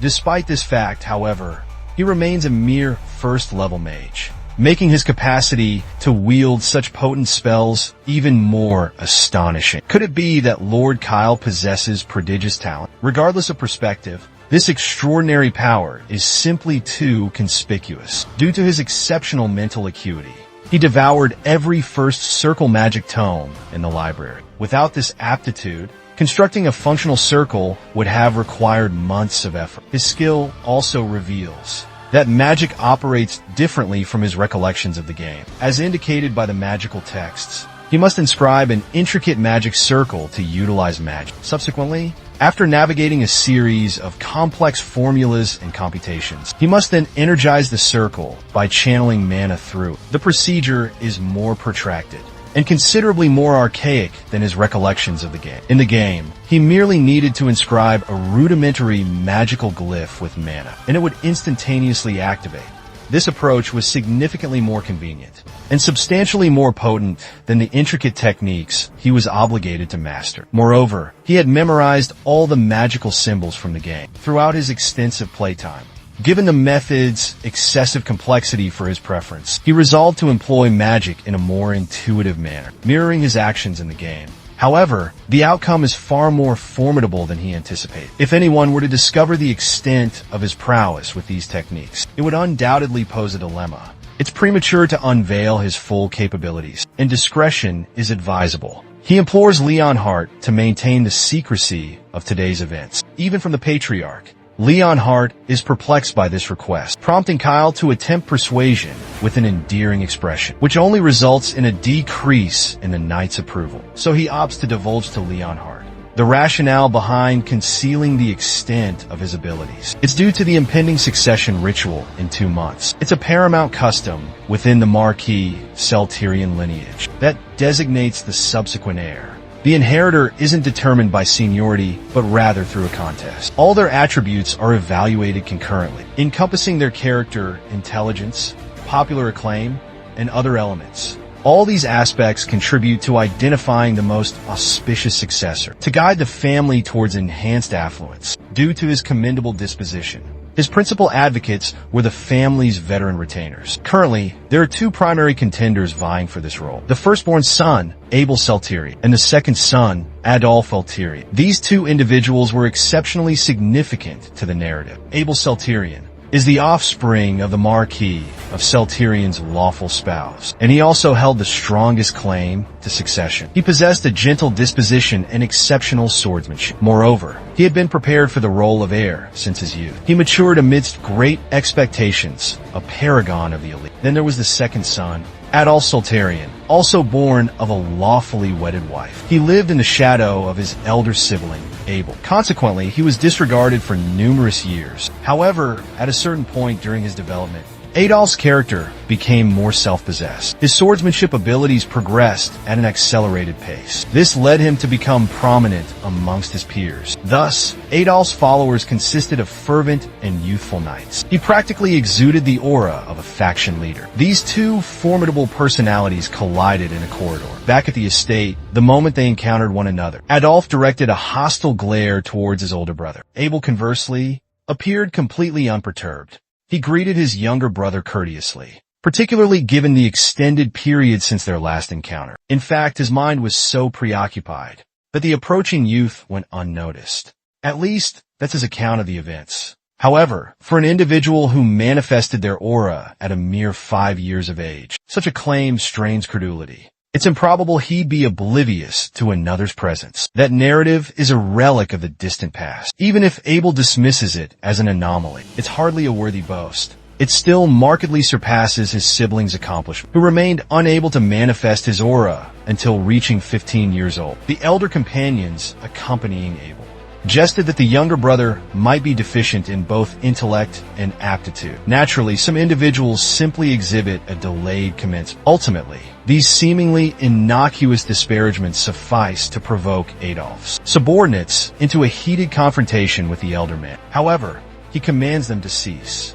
Their current location is the main residence, and impetuous actions could have detrimental consequences for him. It appears he's instructed his disciples effectively, and Abel patronizingly proposes that he might genuinely be deserving of consideration as a successor and inheritor of the family estate. Adolf merely scoffed at the haughty demeanor of his elder sibling. From his perspective, Abel's amusement would be short-lived. With that, he directed his subordinates to proceed down the corridor, and they departed, while Abel observed their exit with a distrustful gaze. Subsequently, Cal convened a meeting with Leonhardt and Ursel in his chambers. The topic was the inheritance ritual, scheduled to commence in 2 months' time. The ceremony disregards those born through legitimate or illegitimate unions. It solely prioritizes strength, implying that any direct offspring of the household's patriarch is qualified to contend for the role of heir, at least theoretically. In actuality, there were deviations from the norm, and the youngest son just happened to be counted among them. Owing to Kyle's affliction, he was automatically disqualified from the contests. The third son, Duke, was similarly uninvolved in the competition, not solely due to his youth, but also because his swordsmanship and magical abilities were dwarfed by those of his siblings. Thus, the most probable successors to the position were his two elder brothers. Neither of them would welcome unforeseen circumstances arising at this juncture, particularly because they were on the cusp of the inheritance ceremony. Therefore, imagine the repercussions if Kyle's sudden acquisition of substantial power became public knowledge, previously perceived as a simpleton unworthy of consideration. Beneath their notice, he now appeared poised to emerge as an unexpected contender. There were only two plausible responses to this revelation. They would either attempt to forge an alliance with him, or they would seek his demise. It initially appears to be a radical line of reasoning, yet history is replete with instances of bloodshed over succession. Therefore, it's not an entirely outlandish notion. Based on the game's lore, Abel is inherently benevolent. This implies a low probability of him resorting to the more extreme course of action. Conversely, Adolf is practically certain to attempt fratricide that individual has already resolved to eliminate his entire family. From the outset, thus, it's inevitable the elder sibling will assail him should he discover his younger brother's acquisition of potent magic. Consequently, his sole recourse is to transcend his hermaphroditism and augment his power. He may possess a bright future. However, as the youngest First Circle mage, it was acceptable to either recruit him as an ally or to anticipate minimal repercussions, even if they hadn't. Now he possesses a more comprehensive grasp of the circumstances. He chooses to have faith in Kyle's discretion and conceal his abilities temporarily, but once the inheritance ritual concludes, he will disclose this situation to the family patriarch. Kyle's reticence appears to be diminishing his connection with the knight, yet there are no other viable options presently. Leon Hart is devoted to his father. Therefore, he cannot anticipate the knight abruptly switching allegiance. It's not entirely improbable, however, and this outcome is already superior to the previous circumstances. Regardless, he remains confident in his ability to compel the elder man's loyalty by any means necessary. His unbridled ambition is so potent that Leon Hart can sense it. The knight pivots to confront Kyle and inquires if he is truly committed to pursuing magic. The Marquis of Seltarian is renowned for their swordsmanship, but his development into a proficient mage would also be advantageous. The notion that Kyle will soon make valuable contributions to the family elicits a smile from Leon Hart, and his affinity increases significantly.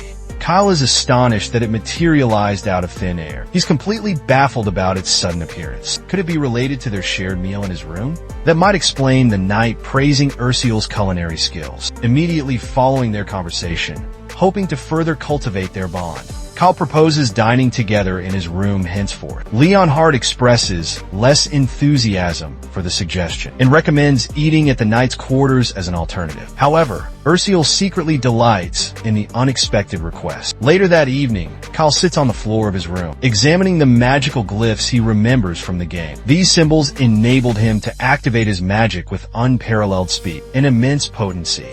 Yet, in this reality, he lacks control over his spell's intensity. Managing it is already a challenge, and now he must devise a method to regulate before utilizing his magic publicly. For the time being, however, he chooses to disregard these concerns and simply attempt to conceal the symbols for the time being. An opportunity to display his magical prowess will arise eventually. However, to prevent attracting undue attention, he must utilize rudimentary magic for now.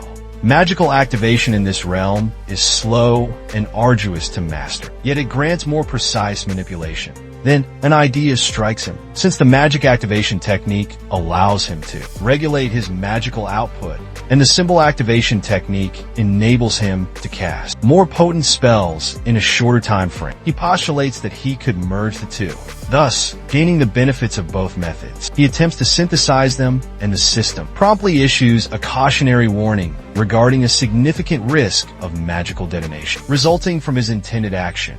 The abrupt emergence of a notification window startles him to the extent that he recoils in alarm. But it appears the fusion is indeed feasible. The system inquires if he is certain about proceeding. Despite the inherent hazards, great peril often equates to significant recompense. Progress necessitates venturing beyond the bounds of safety. Bearing this in mind, he initiates the fusion of the two activation protocols. Meanwhile, the status display persists in cautioning against the potential for a magical detonation. It then inquires once more whether he wishes to proceed. He assents with fervent enthusiasm. Subsequently, the system commences an assessment of his physique and history to ascertain his capacity to synthesize the two activation methodologies. Upon completion of the evaluation, the two spells coalesce, enabling the genesis of a novel magical form. This is achieved by amalgamating his distinct spellcasting techniques. Having accomplished this, he endeavors to further refine the spell, seeking to maximize its efficacy. His efforts persist until his chamber begins to crackle with electrical energy. Belatedly, he discerns that something is amiss. Ursiel emerges, carrying a stack of linens. Abruptly, she is startled by a resounding detonation emanating from Kyle's quarters, and hurries to investigate the commotion. Within his quarters, she discovers Kyle seated on the floor amidst a debris of dirt and rocks, while a gaping cavity mars the wall. His magical exercise hadn't proceeded as anticipated, and he inadvertently detonated his room. Perhaps he ought to have practiced outdoors. upon observing the cautionary notice. However, in the future, he will establish more suitable circumstances for his subsequent trials. As they converse, Leonhardt bursts into the chamber to ascertain the source of the disturbance, and promptly becomes agitated regarding the damaged wall. He implored them to at least assist him in tidying the room initially. Unfortunately, the books are also marred by the blast. A short time later, we encounter Ural in the culinary area, endeavoring to prepare a palatable meal for young Kyle. But judging from her facial expression, matters are not proceeding seamlessly. She is unable to discern the problem. Her cuisine lacks flavor, and she certainly has no desire to endure Kyle's complaints about the food's blandness again. Lost in her thoughts, when another maid enters the kitchen. The newcomer is Daisy, who playfully chides Ural for her perpetually serious expression while preparing Kyle's meals. Each day, this happens, yet Ural remains unfazed, simply stating that it's her duty and continuing diligently. She emphasizes her commitment to performing her tasks with meticulous attention. Daisy is slightly taken aback by Ursul's intense concentration and offers assistance. She proposes adding a dash of nutmeg to the stew, claiming it will enhance the taste and make it more robust. She encourages Ural to experiment and dispel any uncertainties. Ural appears somewhat reluctant, but ultimately adds a sprinkle of nutmeg to the pot. She takes a small sample and is genuinely astonished by the marked improvement in flavor. With an expression of adorable inquisitiveness, she inquires why her senior, possessing such culinary skills, doesn't share her knowledge. Daisy offers a warm smile, despite its somewhat ominous appearance, and readily consents, expressing her eagerness to assist if possible. But prioritizing, Daisy proposes they deliver the food to Kyle first. After filling the cart, they transport it to his quarters. En route, Daisy inquires about Lord Kyle's recent well-being, remarking on hearing about his increased composure. She confesses her prior apprehension when Ural became his attendant, dreading he might harass or mistreat her. Ural assures her that Lord Kyle, in fact, treats her with utmost respect. She notes hearing about his newfound responsibility, rising early for physical activity and dedicating himself to his studies. Ural is curious about the multitude of inquiries, but ultimately verifies Kyle's genuine diligence in his academic pursuits. The scene then shifts to our protagonist, where Ural relays Daisy's apparent interest in him and her numerous questions. She even inquired about Kyle's recent companions. Our hero then inquires about her responses to Daisy. Ural responds that she divulged very little, as she wished to avoid disclosing any information regarding him. She inquires if she performed adequately, and our protagonist signals his approval with a thumbs up. He affirms her judicious decision to withhold information from her. He further advises that henceforth, offering more measured responses is acceptable. Concealing the truth will prove challenging. The fact that he has conquered his hermaphrodite affliction and commenced his magical studies. As Ural departs, Kyle contemplates the actions of his second-born, elder sibling, who has initiated his own maneuvers. With the arrival of nightfall at the estate, the Marquis's resounding voice echoes in astonishment. The patriarch of the Celterian lineage is astounded by the revelation of Kyle's recovery from his ailment. The knight reiterates his confirmation, asserting its veracity. The youngest scion is now independently pursuing magical knowledge and has purportedly already attained the initial circle. Although our young man's abilities far surpass the initial stage, Leonhardt chooses to withhold this knowledge because such a disclosure and would overwhelm the patriarch. The Marquis remain dubious. He's finding this information difficult to accept. The father then recollects Kyle's previous poor state. The last time he witnessed him throwing fits for seemingly no reason. Back then, he had to resort to physically disciplining Kyle to subdue him. After a moment, he inquires about Kyle's current age. The knight reports that Kyle recently celebrated his 13th birthday. That's when the head of the family discloses a crucial fact. To conquer one's inner demon Mammon, one requires exceptional aptitude in either magic or swordsmanship, abilities that typically emerge around the age of 5 or 6. He ponders if there are any instances of someone overcoming their inner demons as late as 13. The knight confesses his uncertainty about such cases. However, he asserts he personally observed Kyle subdue his inner turmoil, hermaphrodite, and utilize first circle magic. Upon hearing this, the father contemplates whether it might be a miracle. He then inquires if Leonhardt believes he should personally meet his son. Leonhardt reminds him the decision rests solely with him. However, the patriarch of the family gravely states he's uncertain if he should receive Kyle, since he might still harbor ill will towards his father. But then the knight discloses the contrary to the Marquis. He clarifies that Kyle actually desires to converse with his father, and if there's anything the Marquis wishes to convey, the knight offers to relay the communication. Upon hearing this, the father determines to meet Kyle personally. The scene shifts back to a moment prior to encountering the family head, the knight had inquired if Kyle had any message for his father. That's also when our young man, audaciously exceeding the mansion's confines, strides into the courtyard. The knight reminds him he's still confined to house arrest and cannot depart the annex without the Marquis's authorization. Kyle, with resolute self-assurance, responds that this is precisely why he desires to meet his father in person. The knight is momentarily taken aback by the audacity in his demeanor, and he's reluctant to speak.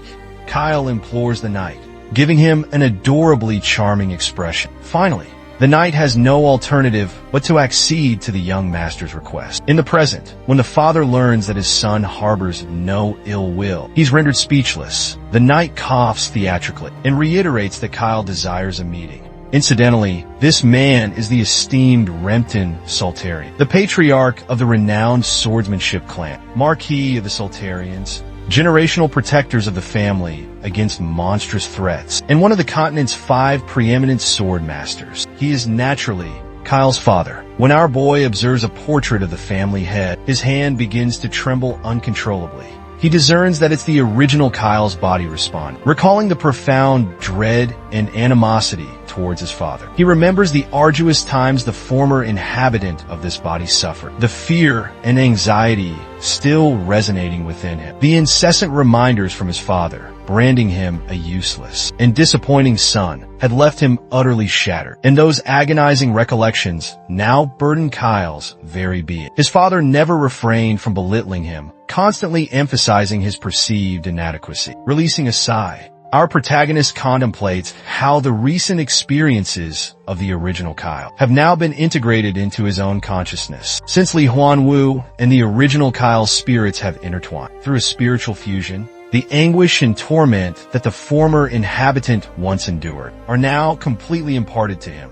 However, this is precisely the impetus for our protagonist's desire for transformation. He is resolute in demonstrating to everyone that the Kyle of the past, the timid and damaged boy, is no more, now an integral part of this very body. He vows to demonstrate Kyle's true potential to the world, and most importantly, to himself. When he finally confronts the Marquis face to face, the nobleman initiates the dialogue by inquiring if he has anything he wishes to express. Kyle retorts with a concise, a booming voice declares, "Yes, Marquis." The Marquis pauses briefly, observing the audacity of his son, addressing him formally as Marquis rather than father. It leads him to question this boy's true motive for seeking him out. He reminds Kyle of the explicit directive against leaving his quarters without prior authorization. However, he concedes that Kyle was granted library privileges for scholarly pursuits. He cautions his son that further transgressions will result in consequences far exceeding mere confinement. He inquires if Kyle comprehends the implications.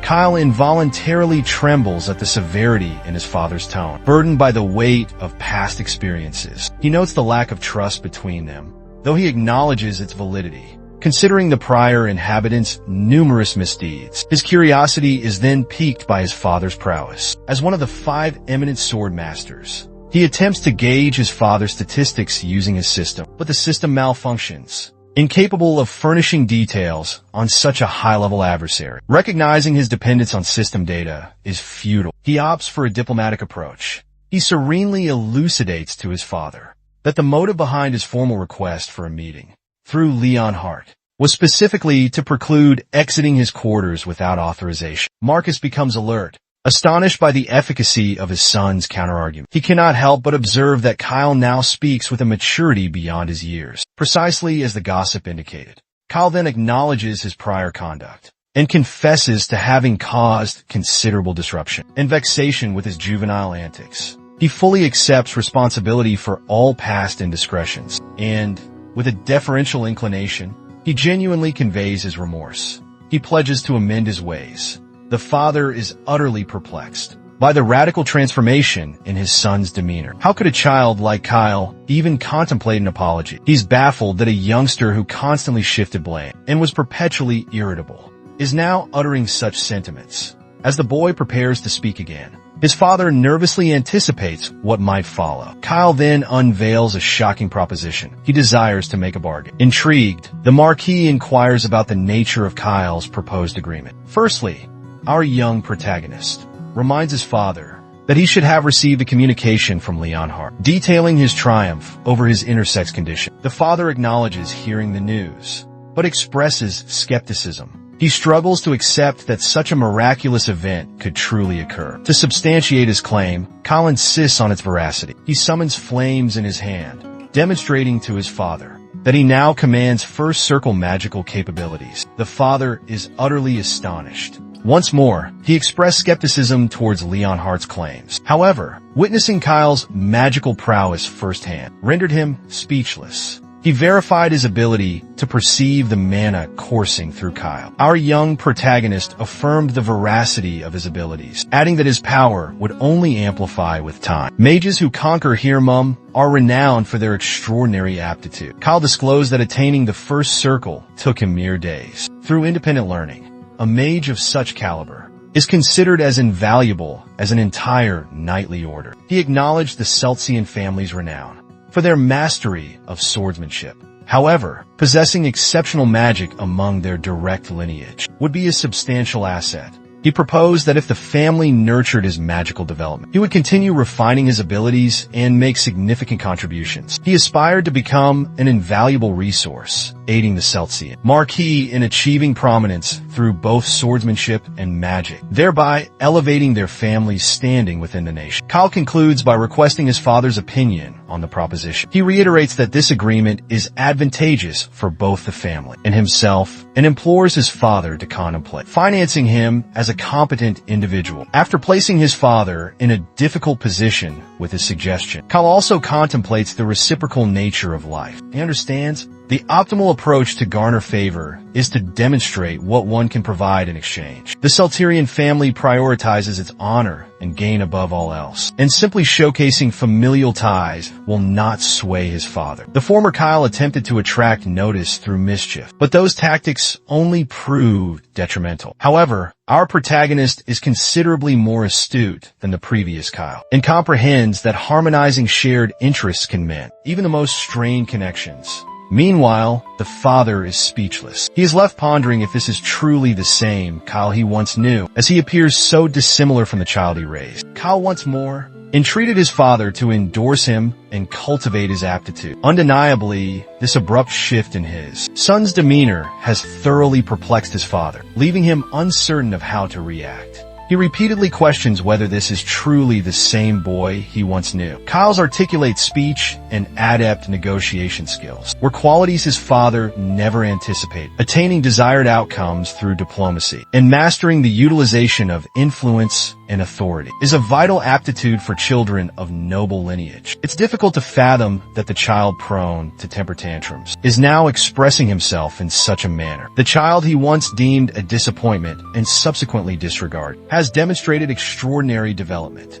He ultimately resolves to acknowledge Kyle as a significant resource for the Celteran family. Unsurprisingly, the son is briefly taken aback by his father's immediate acquiescence. The man then pledges to furnish all the requisite financial support and magical stones for his education, and instructs his son to ensure he demonstrates his value. Kyle offers a smile in return and reassures his father that he will fulfill his expectations. Several days afterward, we observe the astonished expressions of both Leonhardt and Ursel. Seemingly, they are present in the recently acquired magical workshop that Kyle has obtained to cultivate his magical abilities. He appears quite content and inquires about their opinions with pride. He details how he has fortified the entire area with protective magical artifacts, enchanted relics, furnished it with instruments for concocting potions and crafting artifacts. And he is also relieved that there will be no openings in the walls. Now, Leonhardt was the initial one to respond,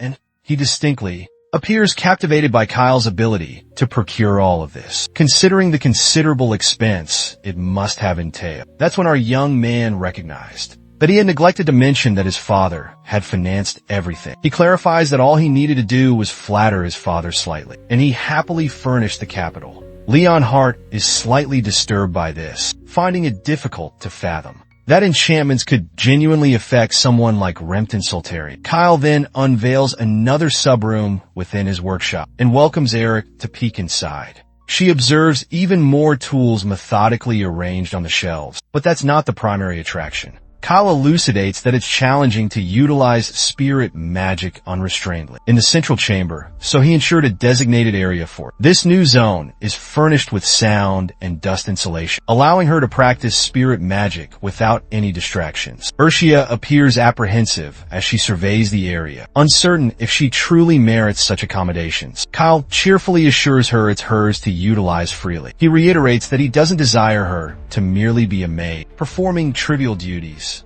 Instead, he aspires for her to develop into an indispensable spirit mage, becoming his trusted confidant. Unsurprisingly, the girl lowers her head, touched by her master's high esteem for her. She begins to weep and pledges to dedicate herself fully, study diligently, and develop into an invaluable asset to him. As she makes this vow, her favorability rating increases to 70. Amidst this touching exchange, the stones on the shelves start to respond. A radiant energy begins to illuminate the surroundings. They glance around and observe the spirit magic circle abruptly activate. Spontaneously, Kyle inquires if she's responsible, but she refutes any involvement. However, he quickly discerns what's occurring. The azure energy starts to converge and materialize into an adorable, downy creature with wings that swiftly darts towards Erkel and embraces her tightly. Our protagonist confirms for us that what we witnessed was a spirit summoning rite, and that the adorable fluff ball is a familiar, given its immediate attachment to Erkel. It's evident she's the one responsible for invoking the spirit. He doesn't seem particularly astonished, however, given her aptitude for spiritual magic. He commends her on her proficiency, but in reality points out that she practically didn't do anything. Kyle, in turn, clarifies that spirit magic differs from spellcasting or uttering incantations. It entails sensing the spirit's energy within nature and forging a connection with it through one's soul. When her feelings intensified, the spirit stones within his workshop reacted and consequently summoned the spirit for her. He then instructs her to observe the shelves, where all the spirit stones that were previously present have now vanished. Urchel is astonished to discover this is true and experiences a sense of unease about it, but the boy assures her there's no cause for alarm, since they were intended to be utilized eventually, as the spirit remains attached to the girl. Kyle contemplates the unexpected speed of her summon. Intrigued, he wonders about the nature of this spirit, attempting to analyze it with his system. The system indicates a high-ranking entity, unidentifiable through standard insight. He inquires directly about the spirit's identity. Urchel interacts with the small, furry creature, revealing its name, Shyrus, an ancient spirit of light. Kyle reacts with astonishment, finding it difficult to reconcile the plump little being with the legendary, ancient light spirit. His plump comment seems to have offended the spirit. Ancient spirits are exceedingly rare, summoned only by the most skilled spirit mages. After expending vast resources and dedicating significant time and effort, Ursul's instant summoning is remarkable, is utterly astonishing.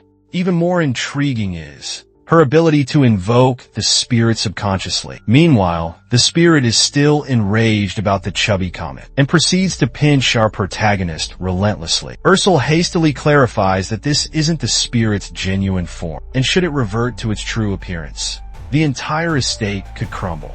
The avian entity ceases its pinching of Kyle. Ursul then discloses that the spirit desires companionship with her. Kyle swiftly deduces that the spirit must be proposing a contractual agreement, given its summoning by Ursul. The young woman promptly inquires of the spirit regarding its consent for a contract. The fluffy creature chirps an affirmative reply. A golden radiance emanates as the circle engages. Ariel formally beseeches the spirit of light to enter into a contract with her, Following some formalities, it's time to christen the spirit. Kyle swiftly proposes the name Padaki. Ural concurs, bestowing the moniker upon the spirit. The system verifies that the spirit's appellation is now Padaki, and the enrollment is finalized.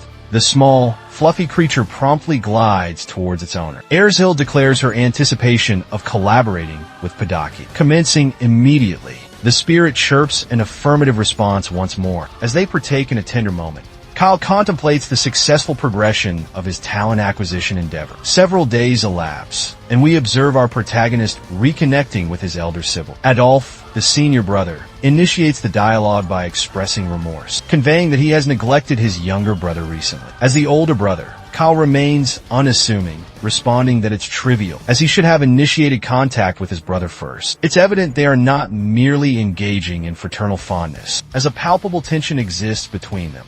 Yahello presents tea to Adolf and promptly departs. As she exits, Adolf observes her with a deliberate stare and swiftly identifies her as the enslaved person Kyle had procured from the marketplace. He remarks on her striking beauty for a servant. Our protagonist replies that his primary goal was simply acquiring a maid. His brother then inquires if he can take Ural along with him. The moment these unpleasant words reach Kyle's ears, he freezes, unable to continue drinking his tea. Internally, he denounces his brother as despicable. However, he maintains his composure and courteously asks if there isn't another servant he'd prefer. Alternatively, he feigns romantic interest in Eric, too. This is his only recourse to avoid provoking his malicious brother. Adolf falls for the ruse and swiftly rejects the notion, asserting that he wouldn't steal a girl from his younger sibling. We are then privy to Adolf's thoughts, revealing his true motive for declining the maid. He cannot risk antagonizing his younger brother at this juncture by taking his potential love interest. Moreover, rumor suggests Kyle is no longer the troublesome child he once was. However, witnessing him with women at such a tender age solely reinforces Adolf's belief that Kyle is likely embarking on a sinister path. For Adolf, this simplifies the process of guiding his sibling further into darkness. Adolf then commences teasing him, remarking that, had he known his younger brother was such a captivating young man, he would have endeavored to become closer sooner. He highlights how much Kyle has progressed, to which our protagonist simply concurs, stating that daily life presents no significant challenges. Currently, his mother at home hasn't fully recuperated, but she is progressively improving. It appears the elder brother didn't anticipate this news and immediately inquires if she is truly convalescing. Kyle clarifies that it's a protracted ailment, thus a complete cure is not immediate. However, she is mending gradually. He then displays some magic to his brother, explaining that it's an enchantment he devised, which is approximately 1.5 times stronger than standard magic. He inquires about Adolf's opinion on the matter. The elder brother is rather astonished to witness Kyle's spellcasting ability.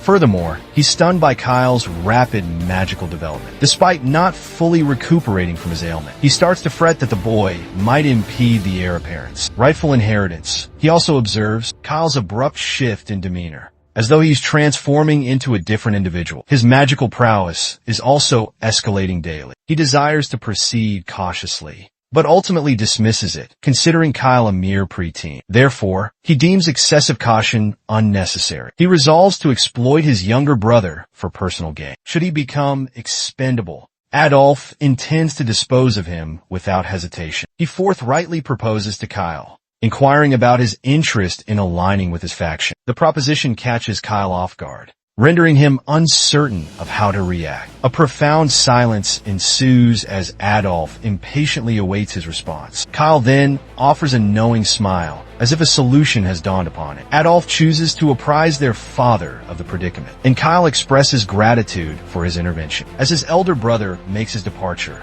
he opens the door with a groan, and Leonhardt, positioned outside, perceives the noise and immediately offers obeisance to Adolf. Adolf then recollects that Leonhardt represents another impediment to his ambitions. This knight constitutes a formidable adversary, for despite numerous enticements, he has remained steadfast in his loyalty. He then directs a verbal jab at Leonhardt, observing how pathetic it is that the knight has been relegated to safeguarding a sniveling child. With that, Adolf departs with his entourage. Subsequently, the The knight simply rotates and enters the chamber, where he discovers Kyle still savoring a cup of refreshing tea. Our protagonist then cheerfully informs his knight that Brother Adolf extended an invitation for him to participate in the subjugation force. He elaborates that his duty will entail collaborating with the Baron. Jerome, a trusted confidant within Adolf's 5th Legion, believes this assignment will function as a loyalty assessment for the siblings. It presents a chance to garner favor and elevate the family standing. Lanehart is taken aback by the announcement and swiftly declares that if Kyle is joining the suppression force, he desires to participate as well. However, our protagonist declines his request. He clarifies that Lanehart's presence would arouse suspicion in Brother Adolf, and he aims to secure his elder brother's confidence independently. He cannot have someone aligned with their father accompany him. Leonhardt emphasizes the mission's inherent risks, but Kyle counters that Brother Adolf won't readily place his trust in him. He will seek proof of Kyle's competence in actual combat, and may even intentionally jeopardize him.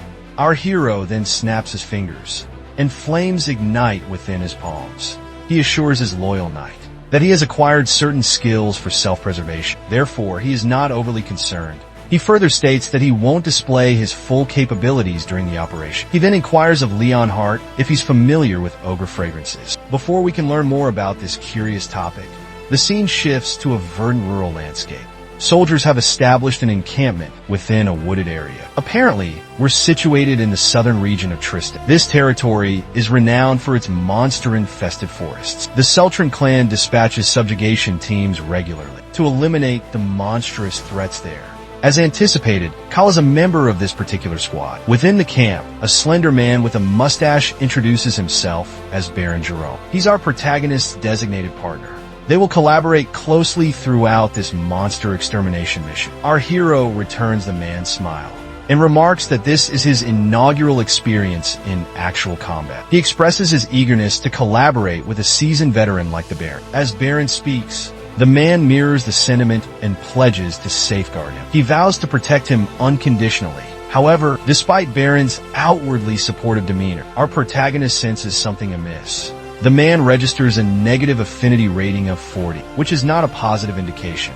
It remains uncertain what actions our hero may have taken to provoke him previously, but he opts for prudence. Baron subsequently chooses to depart and make preparations for the impending assignments. As our protagonist departs, Baron contemplates that Kyle is merely a circle mage, new and lacking in experience. Baron resolves to monitor him, evaluating his capabilities and guaranteeing his well-being. After all, what difficulties could a recently convalescent youth potentially present? After some time, we observe these small goblins being vanquished by our hero's magical aptitude. The soldiers observing from the periphery cannot help but commend our protagonist for his remarkable abilities. As he defeats goblins left and right, his affinity continues to ascend.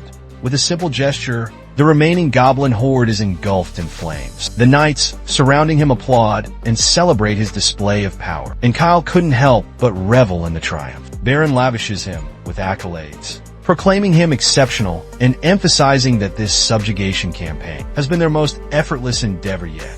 At that precise juncture, Baron's affinity surges from negative 40 to positive 50. Almost instantaneously, this unforeseen shift intrigues Kyle, because he's never encountered someone so easily swayed. The soldiers, on the other hand, continue their celebratory revelry, and Baron is certain that Brother Adolf will be delighted to learn of Kyle's prowess. This brings a grin to our protagonist's face, since his initial strategy has already been secured, and it's now time to progress to Phase 2. As nightfall descends, everyone congregates back at the encampment for a spirited celebration of their uncomplicated, unburdened victory. Kyle minimizes his contribution, claiming there's no need for commendation. But Baron insists on recognizing his remarkable magical aptitude. The other troops concur, acknowledging their initial misjudgment of their youthful leader. They highlight his tender age and his sheltered upbringing within the manor, leading them to presume he would falter in both combat and field conditions. Their preconceptions are entirely overturned when Kyle not only demonstrates courage in battle, but also forbears any complaints about the harsh encampment. Indeed, he exhibits a maturity beyond his years. When questioned, the lad explains that since his elder sibling,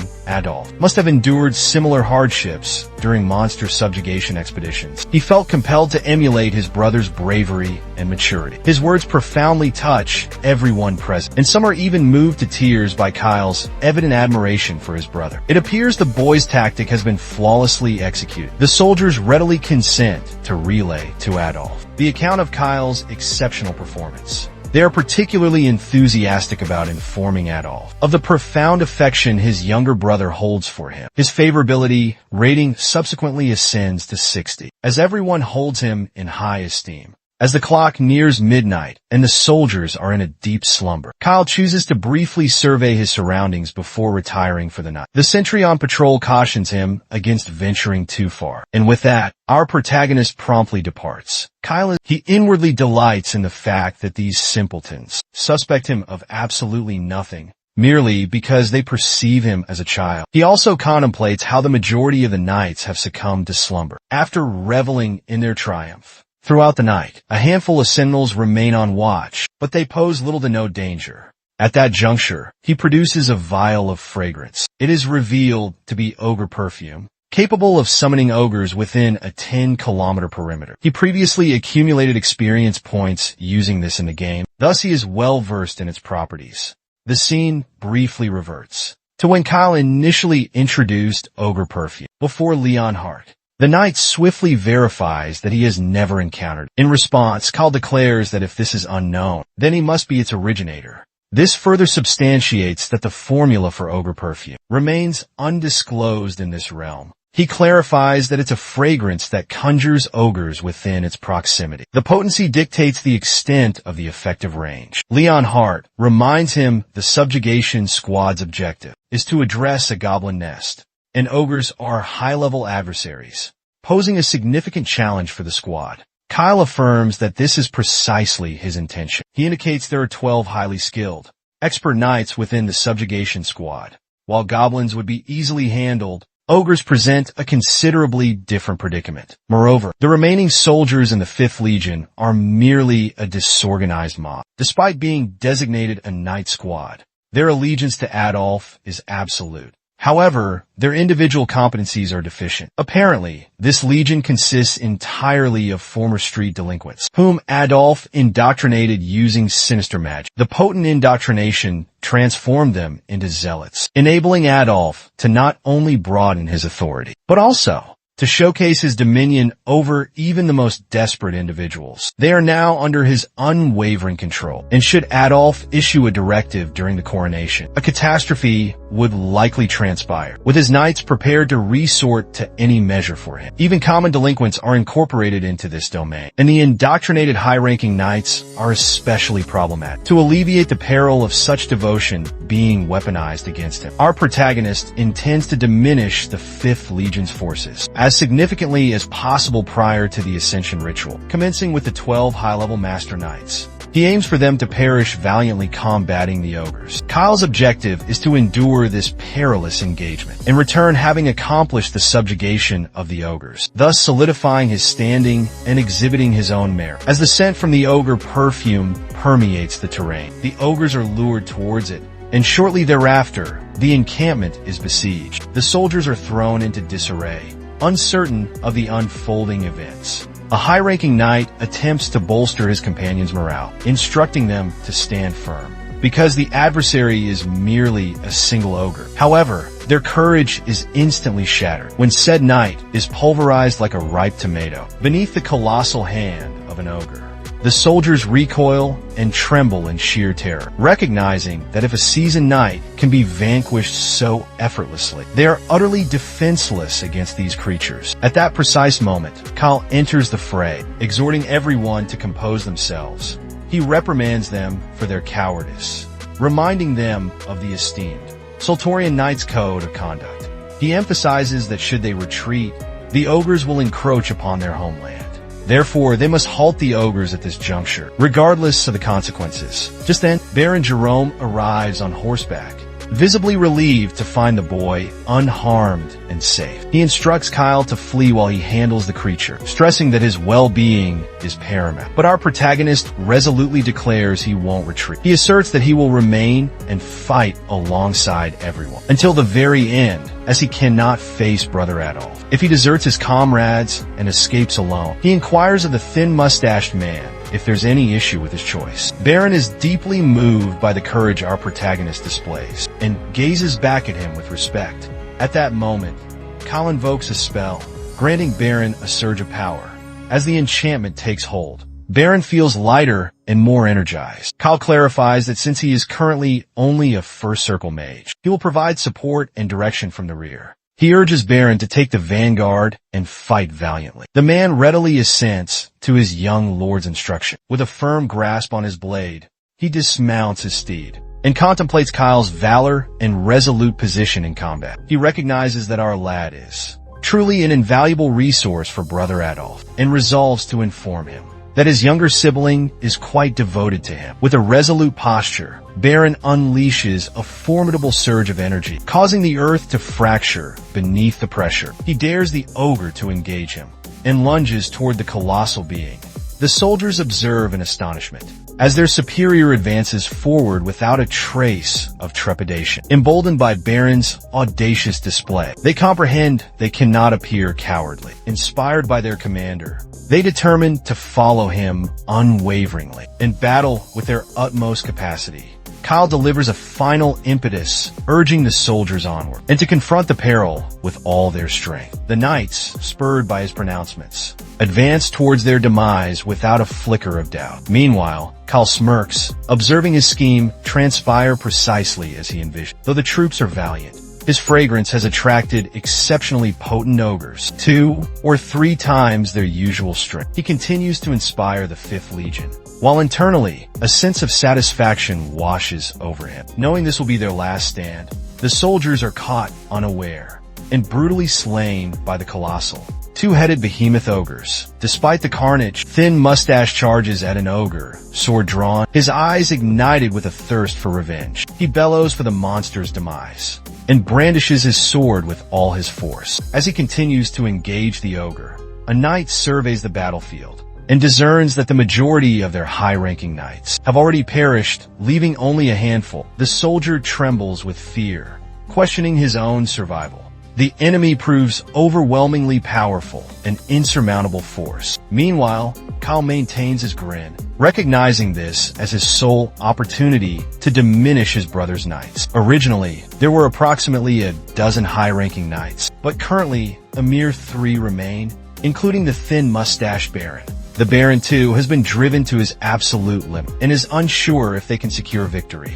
He contemplates employing his last resort, which is the strength of darkness, prior to unleashing this dreadful power. He recollects Brother Adolf's cautionary words. Adolf had informed him that the power of darkness would augment his strength and grant him access to a power beyond anything he had previously experienced. Completely unleashing it would carry a significant consequence. He would be incapable of returning to his former self, transforming into a ferocious beast and forfeiting his humanity. Consequently, Adolf urged him to avoid releasing this power carelessly. The thin-mustached Baron grapples with the dilemma, understanding that utilizing this power could be their final option. In their dire predicament, regardless of the peril, he resolves to unleash his shadowy abilities. He understands that while he might vanquish the 2-headed monster, he will be unable to suppress his fury, and losing control is preferable to perishing helplessly. However, as he readies to unleash his power, a lightning bolt streaks down from the heavens, striking the creature and completely incapacitating. It transpires that the lightning originated from Kyle. He directs Thin Mustache to breach the enemy ranks, while he furnishes support from the shoreline. Thin Mustache is filled with esteem for our protagonist. He swiftly concurs with the strategy.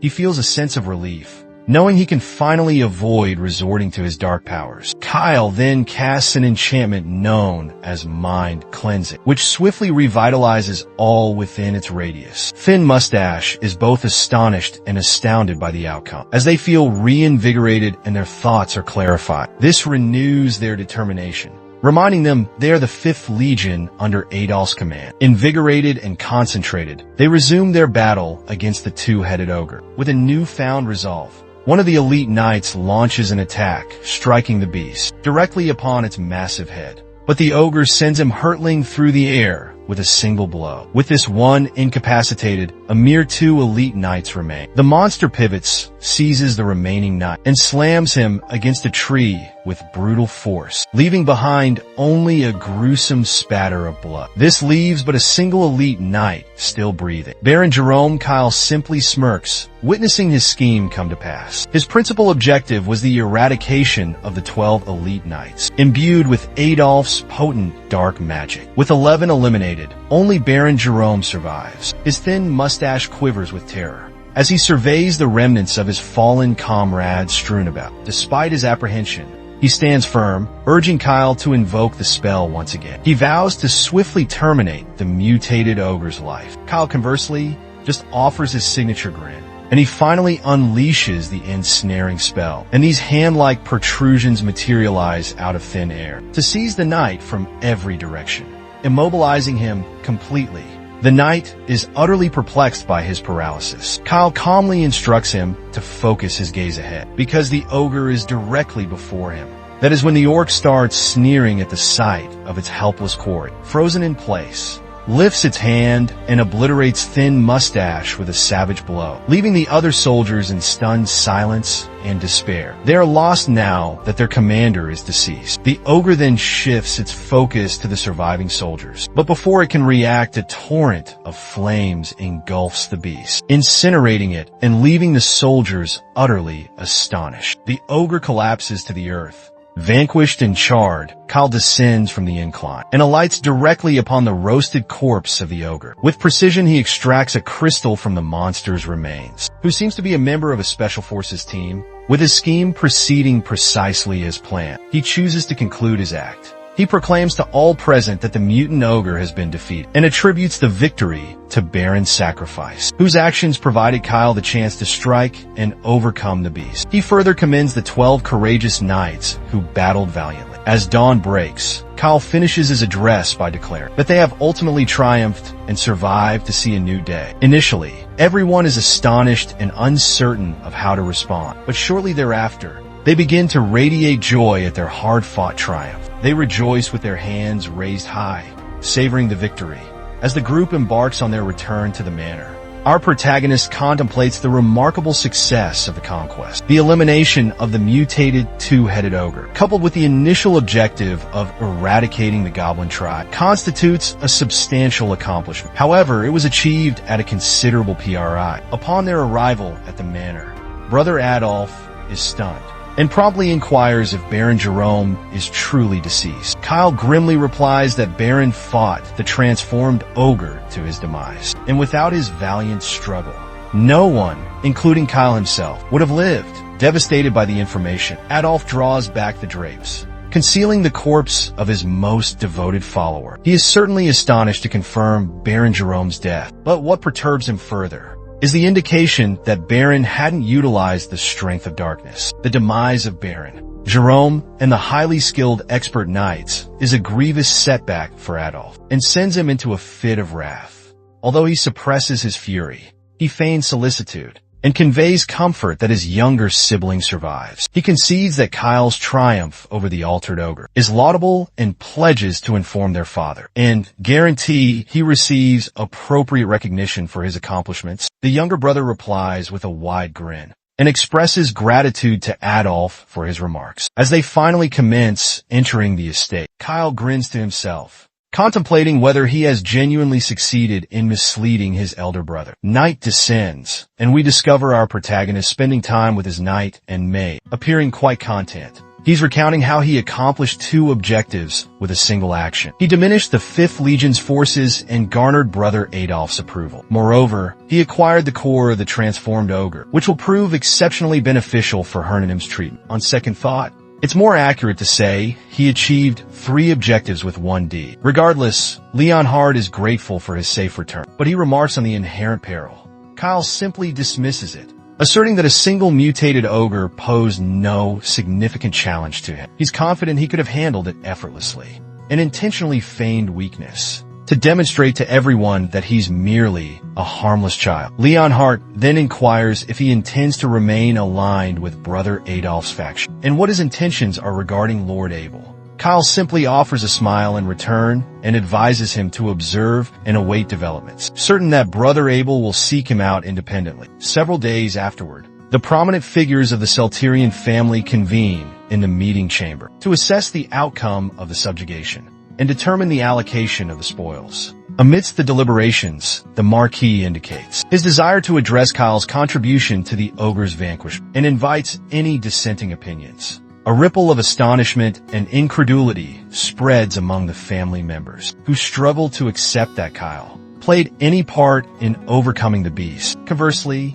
Adolf sits with a self-satisfied grin, already scheming to ensure Kyle remains firmly within his sphere of influence. One of the attendees within the conference hall eventually raises their hand, asserting that Kyle's purported critical part in the hunting expedition seems a tad far-fetched. This critic is Baron Hemington, a somewhat corpulent individual renowned for his candor. The Marquis requests elucidation, and Baron Hemington replies that while the Marquis's adoration for his youngest son is widely acknowledged and frequently lauded, the truth is that Kyle is merely a novice, a first-circle magician, essentially a neophyte in the realm of magic. Given the prior predicaments our lad has instigated, Hemington contends that simply participating in the extermination and surviving doesn't merit a claim for the beast's vanquishment. It strains credulity to believe someone could mature so rapidly overnight and assume such a crucial function. He further emphasizes that Kyle has perpetually been a problematic youth. Until this moment, the remaining family members appear to concur, visibly apprehensive about what sort of trouble Kyle might be brewing. Now, Kyle. Meanwhile, Kyle finds himself intrigued by the audacity of these gossip mongers, who have no reservations about slandering him. Directly in his presence, it appears young Kyle is certainly living up to his notoriety as a problematic youth, which comes as no great astonishment. At this juncture, Kyle himself chooses to interject. He addresses Baron Hemington forthrightly, asserting that he was there amidst the chaos when the mutated ogres went on a rampage. Merely enduring and bearing witness to such a harrowing spectacle is a feat in and of itself. He implores the Baron to re-evaluate his judgment, contending that only an individual who has personally confronted such a monstrous being can genuinely comprehend the sheer dread involved. He further provokes the corpulent Baron by inquiring if he believes contending with such a menace is as trivial as it appears. Naturally, Baron Hemington is visibly taken aback by the boy's defiant demeanor as he struggles to formulate a coherent reply. Lord Abel also interjects into the conversation. He highlights that even common ogres pose a significant challenge, even for a group of seasoned, high-ranking knights, given that the ogre Kyle encountered possessed 2 heads, making it doubly formidable compared to a typical ogre. Kyle's survival is undeniably miraculous. Our young protagonist is somewhat taken aback by his elder brother's defense of him, a display of support that's quite uncommon. Conversely, Baron Hemington attempts to rebut by asserting that Kyle's survival was attributed to the knights, who jeopardized their lives to safeguard him. He underscores that all 12 veteran, high-ranking knights perished, strongly implying that Kyle's survival was largely fortuitous and due to the selflessness of others, instead of his own capabilities. Lord Abel intervenes once more and reiterates that the fatal blow to the mutated ogre was dealt by Kyle's spell, as corroborated by the surviving knights. He concedes that, while Kyle might have been a troublesome youth in his formative years, he still provided substantial assistance in this conquest, and is currently dedicated to diligently studying magic. Abel contends that it's only just for Baron Hemington to relinquish his bias and acknowledge Kyle's accomplishments. The overweight man attempts to elaborate, But Adolf interjects with a raised voice, inquiring if he genuinely believes he's entitled to mention Kyle's past wrongdoings and condemn a direct descendant of the Celts based on unsubstantiated allegations. Adolf then asks if he's endeavoring to exceed his position. This makes Hemington recoil in apprehension, swiftly refuting any such notion. Meanwhile, Kyle, the focal point of attention, is completely perplexed by the unfolding events. Both of his siblings are unexpectedly advocating for him. Adolf finally composes himself, clears his throat, and addresses their father, proclaiming his support for Kyle. He fully acknowledges his younger brother's merits and asserts that they must be recognized. He issues a reminder to his father that the 5th Legion falls directly under his authority, and all the young men attest that his younger sibling fought valiantly, with both Abel and Adolf concurring. Their father delivers the ultimate judgment.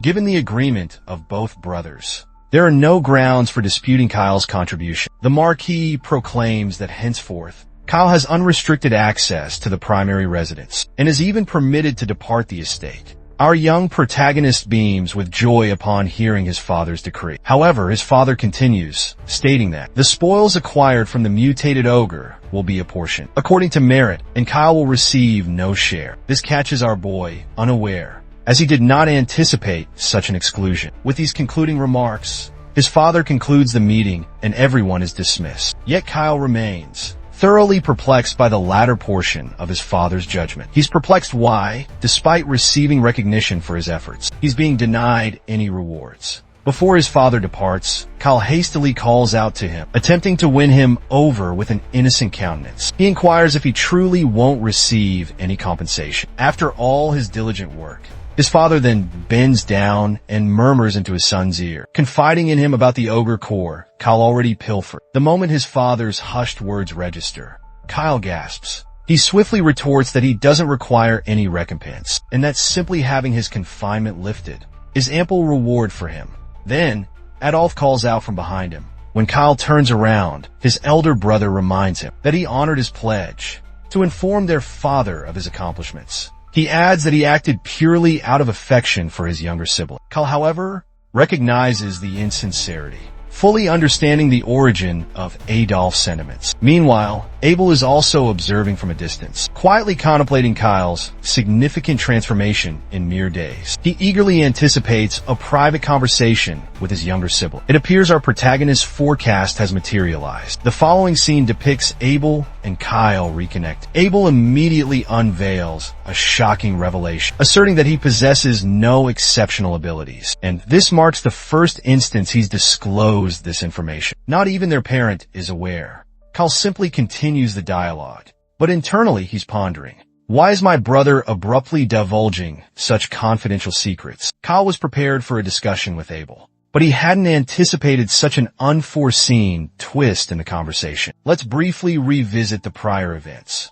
Immediately following the meeting's conclusion, Abel approached our protagonist and directly commended him for his diligent efforts on the presentation. He emphasizes that Kyle has now successfully validated his capabilities in actual battle, so he confidently bestows the title of a true mage upon our protagonist. Kyle, however, humbly downplays it, claiming he's still far from deserving such recognition. After all, he's merely a first-circle mage, and attributes his success to pure chance. Once Abel steers the conversation, he promptly extends a dinner invitation to his younger brother, stating he'd be eager to hear about his exploits during the campaign. At the time, our protagonist readily accepted with a smile. But now, seated across from his brother, he discerns the true motive behind the invitation. His elder brother is attempting to recruit him to his cause. But what our protagonist can't comprehend is why his brother is suddenly divulging such a confidential secret. There appears to be no malicious intent, yet he's still grappling with understanding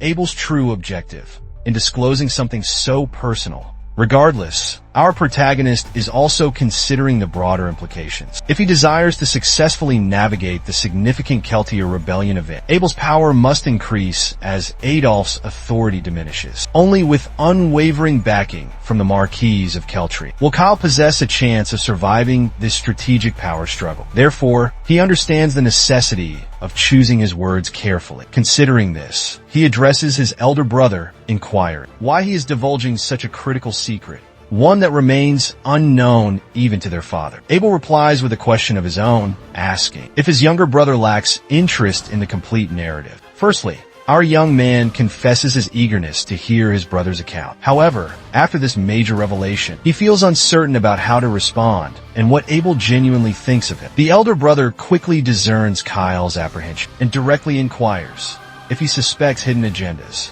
behind the disclosure of such sensitive information. Kyle offers a timid smile, tacitly acknowledging his brother's statement. He confesses further that he's simply outmatched by his elder sibling in matters of strategy. Thus, he opts for directness. He explicitly states that his current allegiance to Adolf doesn't equate to genuine support.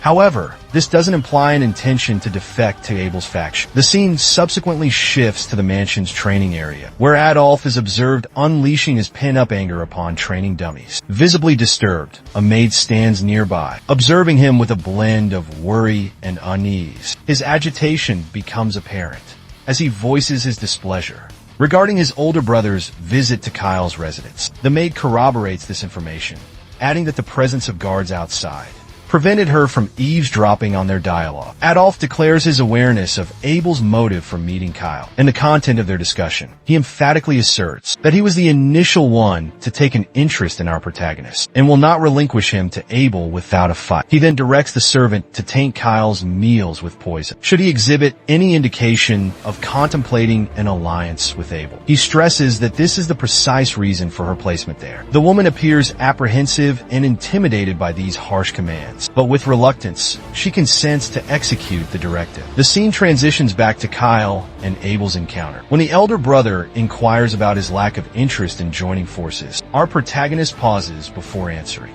We've just witnessed Adolf's scheme against our young man, should he choose to side with Abel. Therefore, it's unsurprising he's hesitant to align himself with him. However, he refrains from disclosing this to Abel. Instead, he astonishes him by declaring Abel to be a compassionate individual. This unforeseen reply catches the older brother unprepared. Meanwhile, our protagonist continues to praise his eldest brother's kindness. It seems Kyle's words are sincere, particularly given that his system indicates Abel's affection level towards him is at 0. This is in fact a favorable indication, considering that most individuals have negative ratings. With fondness for our young man, Abel conversely acknowledges his appreciation for the positive remarks. However, he simultaneously experiences remorse for neglecting his younger sibling and only when he required assistance. Kyle in turn consoled him, stating he shouldn't be burdened by guilt. He acknowledged his own past spoiled behavior and confessed his disdain for his former self. He was merely relieved his elder brother hadn't simply interred him for being a nuisance, and for that, he was profoundly grateful. Abel erupted into a hearty guffaw upon hearing the humorous observation from his junior. He jested that, had he known his younger sibling possessed such wisdom and astuteness, he would have sought him out sooner. Then, Abel turned serious, declaring that any promise made by Adolf could be matched and even surpassed by him. He inquired about the possibility of reconsideration. Our protagonist finally spoke, asserting that if he aligned with Adolf, Abel wouldn't bear any resentment. However, should he choose Abel instead, Adolf would be unforgiving, potentially resorting to lethal measures. He elaborated, explaining Adolf's truly ruthless nature and his willingness to resort to any means to eliminate him, should he become an obstacle. He added that he'd barely survived a recent ordeal, and as a novice mage, lacked the strength to defend himself against Adolf's potential wrath. Our protagonist doubted his chances of survival. Abel remained silent, absorbing this dire assessment. He remarked that our protagonist was the sole relative to express such a strong opinion of Adolf. When Kyle inquired if he concurred with this judgment, Abel simply nodded in affirmation. Before delving deeper into the discussion, Abel finally disclosed that his seemingly trivial skill was, in fact, acute intuition. He explained that since his youth, he'd always possessed a persistent premonition. This intuition had aided him in averting perilous circumstances. However, as the succession ceremony drew near, these foreboding sensations had intensified, particularly regarding Adolf, who emanated a distinctly menacing aura. Abel conceded, though, that he lacked concrete evidence of any malicious intent from Adolf, preventing absolute certainty. This revelation intrigued our protagonist, prompting him to wonder If Abel truly grasped the unfolding events, what was perplexing was that this level of perceptiveness should merely be rudimentary foresight. Yet Abel also seemed to detect a sinister energy. This ability was absent in the game, leaving him questioning the true nature of the situation. Could it be that since entering this game world, concurrently with Kyle developing new capabilities, other NPCs have undergone transformations as well? He recalls how Ariel, initially a minor character, has unexpectedly manifested an inherent aptitude for spirit magic. Abel interjects once more, mentioning that despite Adolf being his younger brother and second in line to inherit the marquisate, their father doesn't believe he would overstep any dangerous boundaries. Even if he becomes somewhat radical, Abel is merely exercising caution due to a foreboding feeling he harbors about Adolf. He concedes that this hunch isn't substantial enough to persuade others, hence his secrecy. Kyle points out that if Brother Adolf were to become the successor to the Marquis of Sultari, the entire domain would descend into pandemonium, jeopardizing everyone's safety. Abel seems to grasp the reasoning, prompting him to inquire if Kyle has a concrete strategy. Kyle finally divulges his plan. He intends to feign allegiance to Adolf, monitor his actions discreetly, and act as a devoted follower to lull him into a false sense of security. Then, he will seize his opportunity. Abel emphasizes the complexity of this scheme. Kyle explains that this is precisely why he requires assistance, requesting his older brother's support. Abel is momentarily taken aback, but swiftly recovers with a chuckle. He remarks on how he could possibly refuse his endearing little brother's plea. Thus, he consents to provide clandestine support. With that agreement solidified, Kyle mentions a favor he needs. However, before the favor is revealed, the scene shifts to the mansion. A few days have elapsed since the 兄弟间的谈话. Inside Kyle's room, a mound of platinum coins is visible. Leonhardt gasps in astonishment, exclaiming that a single coin is equivalent to several months of his salary. He inquires about the source of Kyle's newfound wealth. Kyle playfully responds that he pilfered it from his older brother. The knight is stunned, asking if he stole from Abel. Kyle confirms, and the scene flashes back. Kyle is seen requesting a substantial sum from his brother. Without hesitation, Abel inquires about the amount needed and promises to provide it immediately. He calls it a small gift, requiring no repayment. Therefore, there's no need for present reimbursement. Kyle expresses his surprise at his brother's generosity. Meanwhile, Leonhardt notices a gleaming orb among the coins. He curiously questions his master about it. Kyle explains that it's a personal communication device provided by his brother to maintain contact. The knight finds this preposterous, highlighting the exorbitant cost of such orbs. He could effortlessly purchase a manor with sprawling grounds for the same price. Kyle acknowledged the substantial value of these objects, but clarified to his knight that the orb was a streamlined version, as its sole function was direct communication with him. The knight then glanced at Kyle, observing the joyful expression on his face, and deduced that his conversation with Lord Abel must have been fruitful. Kyle confirmed the success of their discussion, adding that his elder brother was genuinely a kind soul. He then presented the money to Leonhardt, suggesting he keep it as he would require it shortly. Leonhardt inquired about Kyle's intended use for such a large sum, given that the workshop renovations were complete, and they had recently acquired magical and spiritual stones. Therefore, they shouldn't have any significant expenditures for a while. Kyle stated his intention to generate more wealth with the funds, explaining that it was merely his initial investment. In the subsequent scene, a vivid panel depicts Ursula channeling spiritual magic. As she uttered her incantation, Padaki began to radiate like a brilliant sun in the heavens, leaving Ursula astonished by the unforeseen result. She had initially intended for her staff to illuminate, but instead, Padaki reacted to her chant. As Padaki nestled onto Kyle's head, the girl exclaimed, demanding it cease climbing on it. However, our protagonist reassured her that it was perfectly acceptable, even quipping that it resembled a headlamp. Leonhardt, ever the straightforward one, simply face-bombed in exasperation and quickly questioned their current purpose within the dungeon. This was indeed a pertinent question, and the audience was equally curious about their activities. But our hero remained ambiguous when asked about their endeavors, simply stating they were in a dungeon because it was a dungeon. A visibly irritated Leonhardt pressed for a more lucid explanation. He reminded Kyle that they had departed the mansion with the goal of visiting the adjacent territory of Empel. Thus, he wished to understand their presence in a dungeon. Kyle continued to be elusive, explaining that a dungeon lay en route to Empel, and since they were passing by, they opted for a brief exploration.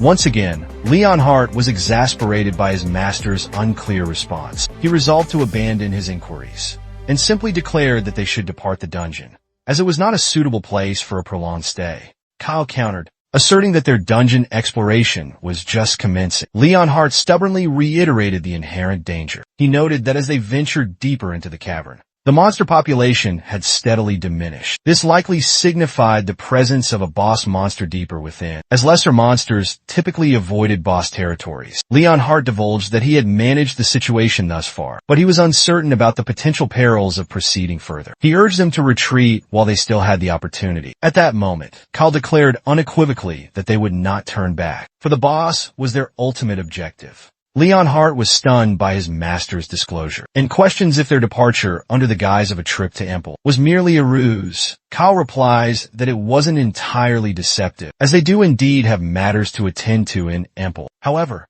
he clarifies that he was aware of a dungeon located along their route. Had he initially proposed exploring the dungeon, they would have been prohibited from leaving the estate unescorted. Double the number of guards would have been assigned to them. He's certain his second brother's informants, along with his elder brother's sentinels, would have joined their expedition. This, he emphasizes, would be highly undesirable. Exploring the dungeon with such a large entourage would be impossible. Should a conflict erupt amongst them, everyone would be caught in the crossfire. Furthermore, there's the matter of Ural. Ural's training in spirit magic is a secret Kyle wishes to maintain. He's only confided in his father, and prefers his brothers remain unaware for now. Therefore, revealing Padaki publicly would be problematic. He then addresses the underlying issue. Dividing the spoils would be the biggest obstacle if more people were involved. However, Leonhardt counters that with only the three of them, the endeavor is too perilous. He admits he may be a high-ranking expert knight, but Ural is a novice in spirit magic. As the knight continues his objection, Kyle finally interjects, his forceful tone silencing the knight. Kyle reminds him that his prior display of weakness at the mansion shouldn't be taken at face value. His magic, capable of overpowering even Momo, is vastly different from ordinary magic. Leonhardt himself has witnessed this firsthand. With this in mind, Kyle questions if he still harbors any doubts. He asserts they have a formidable team. Leonhardt as their protector, Ural as their healer, and himself as their damage dealer. With all their bases covered, he sees no reason to avoid exploring the dungeon. One final time, he instructs his knight to cease underestimating him, and to have some confidence. He challenges Leonhardt, asking if he still questions where his loyalty lies,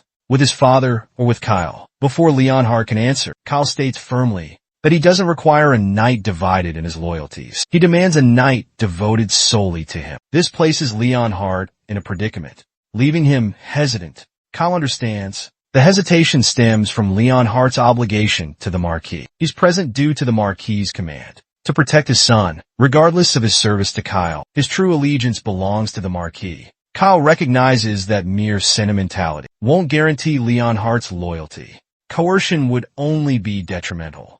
Leonhardt's hesitation, however, reassures Kyle that the knight at least considers him a master worthy of serving. With that settled, they venture deeper into the dungeon. With renewed resolve, Leonhardt vows to be Versina's unyielding protector. As they confidently enter the main boss chamber, they discover the colossal creature sitting peacefully. The room is revealed to be the Minotaur's hidden sanctuary, the dungeon's namesake. Kyle observes that the Minotaur is much larger than anticipated, especially considering that in fantasy defense, this dungeon was considered a novice training ground. It possessed no traps, a short path, few enemies, and most importantly, the bounty was exceptionally lavish considering the level of difficulty. This was precisely why he kept the group small. He wasn't about to share such a lucrative prize with just anyone. Leonhardt then divulged that the Minotaur was rumored to be thrice as powerful as an ogre. Kyle concurred, noting that while the Minotaur didn't wield magic, it possessed immense brute force.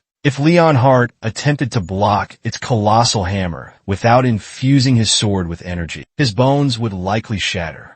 Kyle directed him to take the vanguard position, provoke the Minotaur's aggression, and intercept its hammer blows. He vowed to cast a protective shield spell to bolster Leon Hart's defenses. With a supplementary shield and sword energy, Leon Hart should be capable of withstanding the brutal onslaught. However, Kyle cautioned him about one particular attack that demanded extreme vigilance. When the Minotaur became enraged and charged like a raging bull, it would unleash a devastating whirlwind attack. Kyle advised Leon Hart to evade this assault completely. Even the most resilient shield wouldn't withstand its ferocity. He recommended luring the Minotaur to the perimeter, while dodging its attacks as frequently as possible. Once the Minotaur's whirlwind subsided, the beast would be depleted and disoriented. That was Leon Hart's opportunity to launch his counterattack. Leon Hart acknowledged the directives, and Kyle turned to Ural. He instructed her to enhance him and Leon Hart with buffs. Before the battle commenced, as this was her inaugural true combat experience, he suggested that if fear overwhelmed her,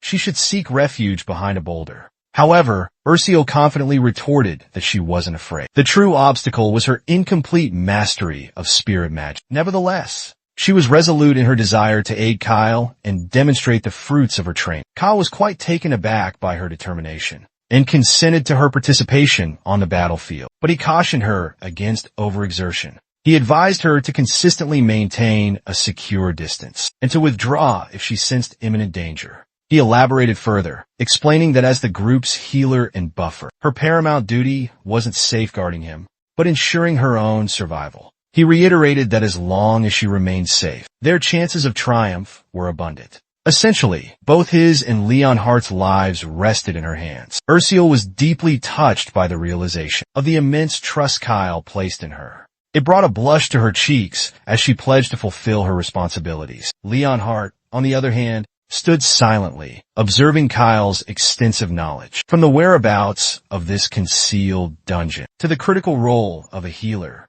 and the precise tactics required to vanquish the Minotaur. This was wisdom acquired only through first-hand experience. Leon Hart couldn't resist directly inquiring how Kyle possessed such profound insight into dungeon raids. Despite this being his maiden voyage into one, Kyle was caught off guard by the unexpected query and fumbled to fabricate a plausible explanation. He mentally berated himself for feigning excessive knowledge, overlooking the fact he was supposed to be a mere 13-year-old. He recognized that regardless of his magical aptitude, it was improbable for someone his age to possess such a comprehensive understanding of dungeon raids. Eventually, he fabricates an excuse, asserting that he picked up a few rudimentary tips during the goblin hunt while engaging with the ogre. Leon Hart finds this explanation dubious, inquiring how Kyle could have possibly gleaned knowledge about the Minotaur's characteristics and combat techniques from knights who were grappling with mere ogres. Well, it appears our protagonist isn't making any headway with his feeble attempts. He's perplexed as to why his knight is so inquisitive and apprehensive that Leon Hart might be on the verge of uncovering his true identity as an imposter.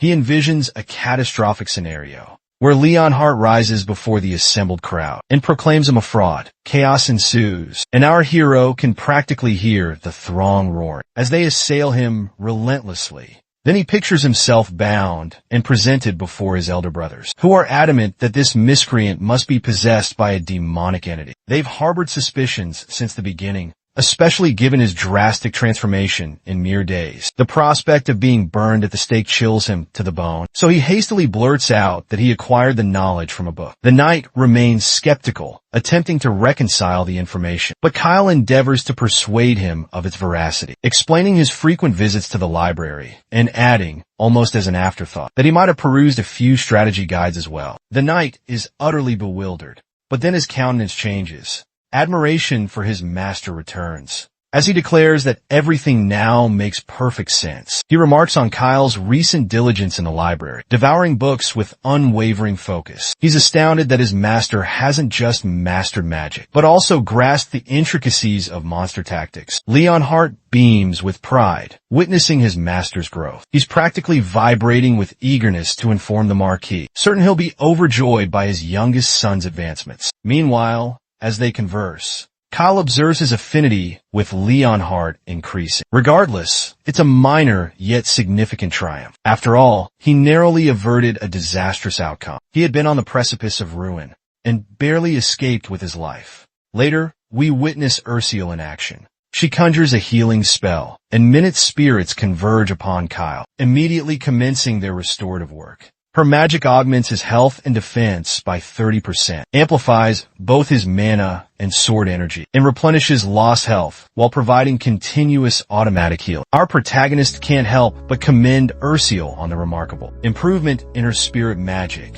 She's demonstrably more adept since she initially acquired the skill. With that, the trio is finally prepared to confront the Minotaur, while the beast remains slumbering. Leonhardt charges forth, but the Minotaur rouses, brandishing its colossal weapon, just as Leonhardt prepares to strike. After a fleeting clash, the knight retreats to a secure distance, remarking on the newfound solidity and agility of his body, a result of Kyle's shield and Ursula's enhancements. Now fully awakened and enraged, the Minotaur unleashes a thunderous roar, demanding the identities of these interlopers and the reason for their audacious disturbance of its slumber. With a menacing snarl, it vows to obliterate them all, should they attempt to pilfer its treasures. However, the Minotaur's bellowing is swiftly silenced by Kyle's crystal assault. Yet, it merely irritates the beast, amplifying its vexation. Kyle stands there, a smug smirk playing on his lips, signaling to the Minotaur that the true confrontation has commenced. He then discharges his ice lance, but the Minotaur deflects the attack with its gargantuan weapon. Growling in frustration, Leonhardt seizes the opportunity and delivers a powerful blow near the Minotaur's throat, causing blood to gush forth like a faulty faucet. Kyle is utterly exhilarated by his knight's prowess, unable to contain his admiration for his knight's formidable appearance. Our protagonist then cheekily informs the Minotaur that Leonhardt is far more formidable than it anticipates. The Minotaur's rage intensifies upon hearing this, and it raises its immense weapon to pulverize Leonhardt. But Kyle intervenes with Stone Shield, deflecting the blow just in time. The unfortunate knight, however, trembles beneath the Minotaur's colossal weapon, realizing he narrowly avoided being crushed to a pulp.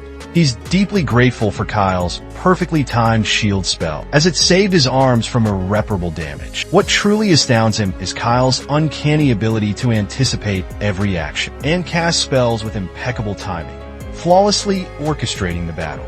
Kyle's battlefield intuition and spell casting are exceptional, and he maintains complete control. Our hero then conjures another spell, immobilizing the Minotaur, rendering it incapable of movement. He follows up with a volley of light projectiles, peppering the monster's hulking form. The Minotaur bellows in agony from the searing shots, while Kyle remains standing, the epitome of a gigachat. Both Ursula and Leonhardt are utterly dumbfounded by his breathtaking display of power. Even the Minotaur acknowledges Kyle's extraordinary abilities with a grudging nod. It's genuinely astonished that a mere human has managed to challenge it to this extent. But make no mistake, its resentment towards humans remains, and it continues to regard them as insignificant insects. He decides to assert his dominance, and begins channeling his ultimate assault, the whirlwind. The surrounding air violently swirls as he ferociously brandishes his axe. Kyle urgently cautions his comrades that things are about to get serious. He commands Leonhardt to maintain the Minotaur's focus and lure it to the battlefield's perimeter. Leonhardt, ever the dutiful knight, immediately springs into action. Meanwhile, Kyle reinforces his knight's defenses, preparing him for the impending onslaught. As Leonhardt nears the Minotaur, he hurls his sword at the beast from a secure distance. The Minotaur bellows in fury, its rage escalating as it charges towards Leonhardt, who sprints towards the edge of the battlefield as planned. It's a perilous game of pursuit, with Kyle and his team flawlessly executing their roles. Our hero initiates a 30-second countdown. As he counts down, we see a flashback of his prior counsel to Leonhardt: evade the Minotaur's whirlwind attack and avoid direct confrontation after such a devastating ability. The Minotaur will be drained and require a moment to recover. That's their opportunity to counterattack. Back in the present, only 5 seconds remain before the Minotaur is spent. Those 5 seconds stretch into an eternity, as the monster nearly brings its colossal weapon down upon Leonhardt. Just as the final second disappears, Leonhardt narrowly avoids the blow, escaping by the slimmest of margins. He's utterly petrified, astonished by how close he came to being struck by the enormous weapon. However, he's relieved that his near-death experience paid off. He's left pondering whether it was mere happenstance, or if Kyle had orchestrated it flawlessly from the outset. Our protagonist swiftly casts another incantation, conjuring ice shards that showcase the sheer potency of his magical prowess. After launching the crystals at the Minotaur, the behemoth is finally vanquished, leaving behind only its colossal weapon.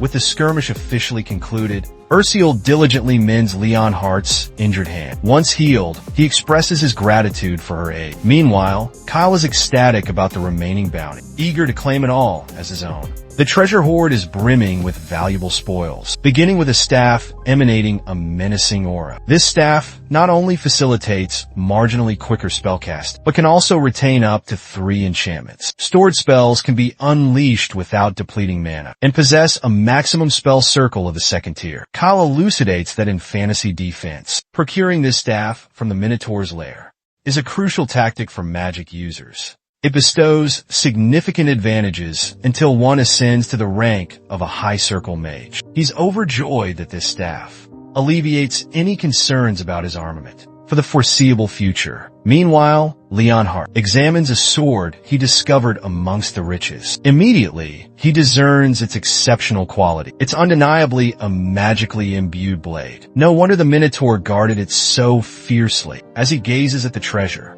he recalls the proposition our hero presented, a pledge of allegiance, loyalty to either the Marquise or Kyle himself. Leonhart is burdened by guilt, overwhelmed by his young master's munificence, despite his inability to commit to loyalty. Ural also experiences a twinge of guilt for constantly receiving Kyle's generosity. She confesses her desire to contribute, even in a small way, but is uncertain how to reciprocate if she accepts such valuable plunder. Kyle reassures her, dispelling her concerns, highlighting her and Leonhart's invaluable contributions to the day's triumph. Nevertheless, Leonhart concurs with Ural, declaring the sword too precious for his use. Kyle sighs at their preposterous behavior and informs them that the equipment isn't merely a prize. He anticipates them becoming significantly stronger with this high-grade gear. He underscores the urgency of enhancing their combat capabilities, as time is of the essence. This equipment is intended to substantially augment their abilities for the impending trials.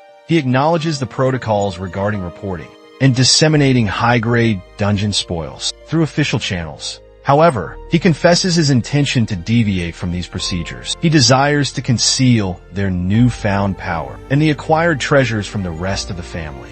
He confides in Ural and Leonhart, declaring them as his only true confidants. He implores them to utilize the artifacts, bolster their skills, and assist him in confronting the encroaching darkness within the Celterian family. He stresses that amplifying their strength is paramount for their survival. Following this grave discussion, Kyle determines it's time to commence their expedition to Infilm. After getting ready for the event, Kyle finally arrives at the main mansion, where he's warmly welcomed by other guests of his age. A guy with brown hair introduces himself as Myers, while the one with purple hair says he's the 2nd son of the Naren family. Looks like Mr. Purple Hair is going to be Kyle's future brother-in-law. After all, meanwhile, Count Naren is frantically scanning the area, clearly on the lookout for his daughter. He is not sure why she's running late. He even tells one of the servants to go check on Iris.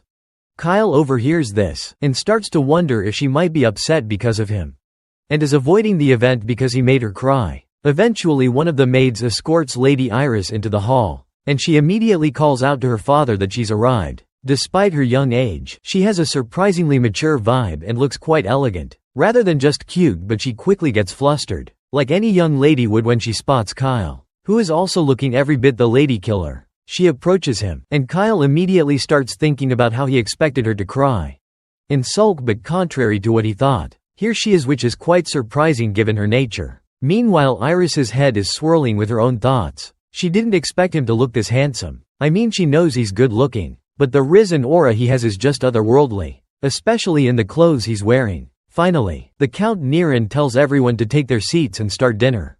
Count also makes sure that Kyle sits right next to his future wife. However, Kyle doesn't seem too thrilled about this, because he's worried she might start crying, or get angry that he's sitting next to her. He quickly activates his mind's eye, and notices that her personality characteristics haven't changed much. Despite this, it looks like her favorability toward him has increased by 30 points, which has gone from 40 to 10. This shocks Kyle because after everything that happened, and how she faced such a humiliating defeat, he expected her favorability to drop even further, not rise. But then, he wonders if this is due to the appearance, worship characteristic she has. There's a chance she sees him as nothing more than a decorative item. Anyway, Kyle enjoys a good dinner. The atmosphere during mealtime is warmer than expected, and Iris is quiet, behaving quite normally in front of her family without acting arrogant. While picking up the salt on the table, they both also accidentally touched each other's hands, while Kyle was trying to help her by serving her some salt. And that unexpected touch totally flusters the lady. After that, the girl turns her head away in embarrassment to avoid any eye contact. While Kyle is probably thinking about whether she wants the salt or not, he decides to place it back on the table near her, and she promptly thanks him for his gesture. Kyle isn't sure what's going on or why she's acting so strangely. Even though her favorability has gone up, her attitude toward him has also gotten weirder. I guess Kyle is actually pretty oblivious to romance. After all, I mean, who could blame him? He used to be a comedian who did nothing in his past life except play games. The next day arrives, and the first thing we see is a clueless look on Kyle's face. Apparently Lady Iris is sitting right in front of him, and he wasn't expecting her to come personally just to meet him. After a graceful sip of tea, she reminds him that she is here to keep her promise. Now that she has lost, he will become her teacher. So she requests him to explain why his magic is so strong. She explains that his method is a bit different from the usual, and she has never seen anything like it in any magic book. She is desperate to know who taught him. She bombards him with a ton of questions, like whether he developed those powers by chance, and how he can perform double casting so easily. She is so excited to learn everything, that she literally stands up from her seat in the heat of the moment, and politely, yet enthusiastically tells him to share everything he knows. Kyle feels overwhelmed by all her questions and tells her to give him a minute to process everything. First, he starts off by reminding her that, if she actually wants to become his disciple and learn magic, she needs to work on her attitude as well. At first Iris doesn't quite get what he's trying to say, so Kyle tells her directly that she has to be polite to others, and not be unreasonable. She will need to think 3 times before getting angry with anyone. Well, it seems like this is just too much to ask of her. She tries to protest, asking why she should have to follow these rules, when even her father doesn't force her to do so. But Kyle lets her know that if she can't change her attitude, he can't teach her magic either. The lady definitely tries to argue back, because she thinks he's being too demanding, but Kyle reminds her that he's the only one who can use magic. With the special method he has developed, he reveals to her that he has created mixed drive magic, which has never been published anywhere else, so she can't learn it from anyone but him. He even gives her a little demonstration, sure that since she is also learning magic, she understands the significance of his skills. Of course, the girl quickly acknowledges this, saying it's true, but she still doesn't feel comfortable. As much as she hates to admit it, she reluctantly and annoyingly accepts his conditions. In the end, Kyle flashes a smile, saying he knows all too well the innocent face she's trying to put on, and that she can't fool him so easily. To help her keep her part of the deal, he reveals that he has made some preparations in advance. The girl is shocked again and asks what he's talking about, but she soon gets her answer when she sees a contract paper. He clears up any lingering doubts by reminding her that, if she wants to become his disciple, all she has to do is accept the conditions and sign the contract. As she knows, breaking a signed magic contract triggers an absolute penalty, imposed by the ancient gods, so he asked her to take it seriously. Plus, no magic can cancel a magic contract. She exclaims and asks why he's going to such lengths to make her sign, wondering if it's because he doesn't trust her. To this, Kyle doesn't shy away from admitting that yes, he doesn't entirely trust her. You see, Kyle is convinced that, if her attitude problem could have been fixed with just words, it wouldn't still be an issue after 11 years. It's a tough trait to change, and he wouldn't have gone through all this trouble if it were an easy fix. He further tells her that this magic contract was originally given to him after the duel yesterday. Her father came to Kyle requesting him to teach his daughter well. After seeing Kyle's skill firsthand, he was certain that only our boy could get through to her. The doting father, almost in tears, even said that if Iris refused to listen to him, Kyle had permission to use this magic contract on her, one of the only 2 genuine contracts in their family.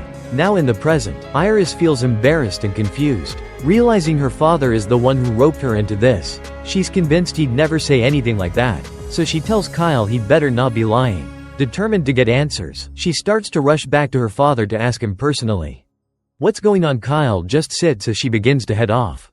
But then he lets out a tired sigh. He calls out telling her to stop right there, adding that if she turns back now, their contract will be null and void, and if that happens he won't be able to see her again, let alone teach her any magic. This news catches Aircel completely off guard. Kyle, however, remains firm and tells her to decide now. He asks if she's going to sign and learn his magic, or if she'll refuse and leave this room for good. He makes it clear that if she chooses the latter, they'll never meet again. He asks her one last time if she wants to learn magic, or will she refuse and leave this room, after which they'll never see each other again. Kyle smiles inwardly, thinking this might be her last day of throwing tantrums and putting on an attitude, and he's looking forward to seeing her change for the better. He knows that while Iris has a rare SSS class talent, if her character keeps causing trouble, he'll have no choice but to give up on her. He needs trustworthy colleagues and subordinates, not someone he has to constantly appease in every situation. Iris, on the other hand, finally gathers the courage to speak. After taking the pen in hand, she stubbornly declares that if she says she'll do something, she'll do it with that. She finally begins reading the contract, albeit reluctantly. Kyle just gives her a smile and tells her to make sure she reads all the terms carefully before signing in the contract. Party A is Kyle while Party B represents Iris. As we look at the contract page, it's no wonder she's feeling reluctant to sign. The terms go way beyond what she can tolerate, and if she breaks any of the outlined rules, she'll face a stomachache as a penalty. The girl asks if stomachaches are really necessary, to which Kyle just smiles and says, a little stomachache won't be so bad. Even Iris seems a bit surprised by this. She expected the penalty to be more dangerous, but this is actually something she thinks she can handle. So eventually she agrees to the terms, figuring that since the pain won't be severe, she doesn't have to worry too much about following everything strictly. But then something suddenly strikes her, and she notices that the penalty for Rule 7 is pretty strict. She'll have her magic circle terminated if she doesn't follow it. She asks if she'll have to join the battle, and Kyle confirms it without hesitation, reminding her that if she's afraid of fighting, there's no need for her to learn stronger magic. He raises a question asking why she even wants to learn magic. She goes quiet for a moment, then admits that she wants to be better than others, because she enjoys beating and subduing them. She wants everyone to look up to her and admire her, and she's always loved being the center of attention. That's why she started studying magic in the first place. But lately learning magic has become fun for its own sake. She started to enjoy learning new things and improving herself, so studying all night wouldn't even feel difficult. Kyle is blown away by her perspective, and a smirk spreads across his face as he sees the extraordinary desire to win and improve shining on her face. He's genuinely looking forward to seeing her transformation. You see, the best aptitude for becoming a mage doesn't depend on the amount of magical power one possesses, but rather on intellectual curiosity, eagerness to learn about magic, and a desire for power. Without these qualities she won't become stronger. These are the traits that accompany Mana. She wants stronger magic and greater power, and with that resolve she finally signs the contract. Both the contract and the pen magically float in the air and fly directly toward Kyle. He extends his hand for a shake, looking forward to working with her in the future, hoping that Iris will become a strong companion of his. For a moment she remains quiet, but when the words truly sink in, she feels totally embarrassed at the prospect of being his companion. She freaks out so much that her long ponytails nearly come undone. Kyle tries to clear the air by reminding her that he didn't mean companions like that, but just as part of the team. However, Iris tells him he should have chosen his words more carefully. Now that they're done, she abruptly leaves the room, and it seems this clueless guy still has no idea why she acted that way. Even his knight standing behind him gets it, thinking Kyle could stand to be a bit more careful with his words, especially with a face as handsome like his. And then there's Ursio, who doesn't look too thrilled about the new competition. In this unrequited love later that night, Ursio bluntly asks Kyle if he's planning to marry Iris. Of course, this unexpected question nearly chokes him, and he exclaims, asking what in the world she's talking about. He reminds her that Iris is only 11 and he himself is just 13. They're not even at the age to think about marriage. It seems Kyle still has no clue why Ursio would ask him such a question, and he just wonders why everyone is so eager to get him married off. So young Urciel then asks if he's really not thinking about it. To which he responds that he is not. Besides, he has way too much work to do right now. Meanwhile, in the back of his mind, he's thinking about how the world could end soon, and he doesn't have time for dating or marriage, so he simply tells this curious girl that he'll think about marriage and stuff like that after he's at least 18. Urciel acknowledges this, then casually mentions that her mother is a beautiful woman, so she's sure she'll grow up to be beautiful too. With that, she dashes off. Wishing him a good night, Kyle, left behind, feels both embarrassed and flustered, wondering why she would even bring something like that up. Kyle thinks about how kids in this era seem a bit more mature. Even Urciel seems to be concerned about marriage already. He feels flustered as he considers that she's already quite pretty, but she'll likely become even more beautiful as she grows up. Then he remembered something about her mother. Urcilia came from the Helm Baron family, but after her family fell into ruin, they were stripped of their social status, and she was sold into slavery. Her father and brothers are dead, but her mother and sister are supposedly still alive. However, he doesn't know where they are. He figures Eric must be curious about her family, but she hasn't brought it up, which makes him wonder if she doesn't want to know where they are, or if it's too painful for her to talk about. Whatever the case, he's determined to find out what's going on. A few days later, Kyle and his party take the carriage back to their mansion. As it rolls off, Kyle waves his final goodbyes to Count Naren and his family. Iris feels a pang of sadness, and wonders why Kyle had to leave so urgently. He could have stayed a few more days. Seeing her expression, the Count can't help but notice how much his daughter seems to like Kyle. He tries to cheer her up, telling her not to be too upset, since Kyle will be back next month to teach her magic. Annoyed and embarrassed by her father's comment, Iris insists she doesn't like Kyle at all, just finds him annoying. She even tries to act nonchalant, saying that when he comes next month, she won't even open the door for him. But right at that moment, she feels a sharp ache in her stomach. That makes her double over and collapse to the ground in pain. The Count remembers Kyle's words about how Iris should think 3 times before getting angry, otherwise her stomach would hurt. This makes him believe that the stomachache she's feeling must be from the magic contract. He quickly tells her not to be angry and to think 3 times before saying anything irrational. If she holds back her anger, her stomach will stop hurting. But of course, how can she not be angry? She can't help but tear up and calls Kyle a jerk. She's so loud that even Kyle can hear her from his carriage, and he can't help but think someone is cursing him from afar. After that memorable stay at Count Naren's mansion, Kyle and his friends finally return to Enfilum. The first thing we see is Kyle's bewildered expression.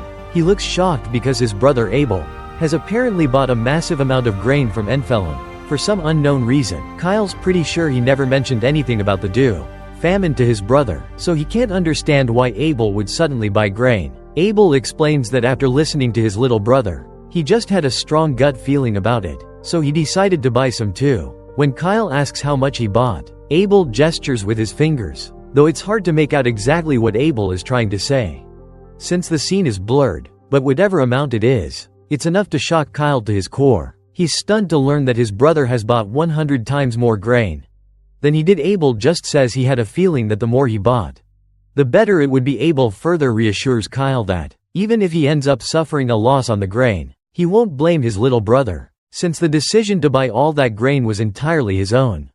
Kyle acknowledges this, and confirms that he's not really worried about that. In fact, he can't shake the thought of how Abel is going to rake in some serious profit. Out of curiosity, Kyle tells his brother that he's sure Abel could win anything, just by buying a lottery ticket once. To which, Abel replies that he's never thought of buying a lottery ticket, because it doesn't suit someone of his status. Of course, he's never tried it since he's already quite rich. Kyle feels kind of jealous, as he admires the foresight and luck his brother seems to have. The scene then transitions to the training grounds, where we see someone swinging a sword like a total Chad. This sword swinger is none other than Kyle's father, whose name I seem to have forgotten. Kyle arrives on the scene, looking as if he's been summoned by his father. His father asks if his trip to Enfilum went well, to which Kyle replies that he's grateful to Count Naren for treating him so well, and that he had a comfortable stay. While wiping the sweat from his face, the father states that he just received a letter from Count Naren, where he learned that Kyle promised to teach Lady Iris magic. Kyle acknowledges this and adds that it sort of just happened by fate, explaining that the daughter of that house is quite a unique and talented lady. His father believes this could be a good experience for him, so he encourages Kyle to try his best in teaching her. However, Kyle starts to imagine Iris's arrogant personality, and isn't so sure he can actually have a good experience with her. Kyle further asks his father if the Count mentioned anything else besides the magic lessons. His father thinks for a moment, then recalls that Count Naren did bring up the subject of Lady Iris and a possible engagement. However, he assures Kyle that it's not the Celtrian family tradition to get engaged so early, especially when neither of the elder sons are engaged yet. This comes as a big relief to Kyle, who's been trying to avoid the topic for a while. He agrees with his father, stating that there's still a lot he has to learn. He further reminds his father that he needs to make up for the time he lost due to his past illness, so he hopes his father can convince the Count to hold off on any engagement plans. For now, his father agrees, and Kyle thanks him sincerely. Kyle lets out a sigh of relief, glad to realize there won't be any more engagement talks after this. His father calls out to him again, reminding him that he has no intention of forcing him into a political marriage. Kyle is puzzled by this statement and asks for clarification. His father then explains that he was never officially married to Kyle's mother, and it wasn't due to her low status, but rather because she never intended to marry him. She went along with it, had children, but never formalized the marriage. Kyle's father tried to ask her about her reasons, and reassured her that he didn't care about her social status, emphasizing that there wouldn't be any issues, since she was going to give birth to the successor of the Celtarian family. He mentioned that even his subordinates supported his decision to marry her. However, Kyle's mother told him that she had been the late Marchioness's maid, and wished to apologize to the former Marchioness. She expressed that she didn't think she could face the two young masters who had just recently lost their mother. It seems like Martens was the former wife of Kyle's father, and that Abel and Adolf belonged to her. This explains why Kyle has white hair, while his older brothers have blonde hair. Marquis then tells his son that he loved his mother, which is why he was born. He advises Kyle that when choosing a spouse,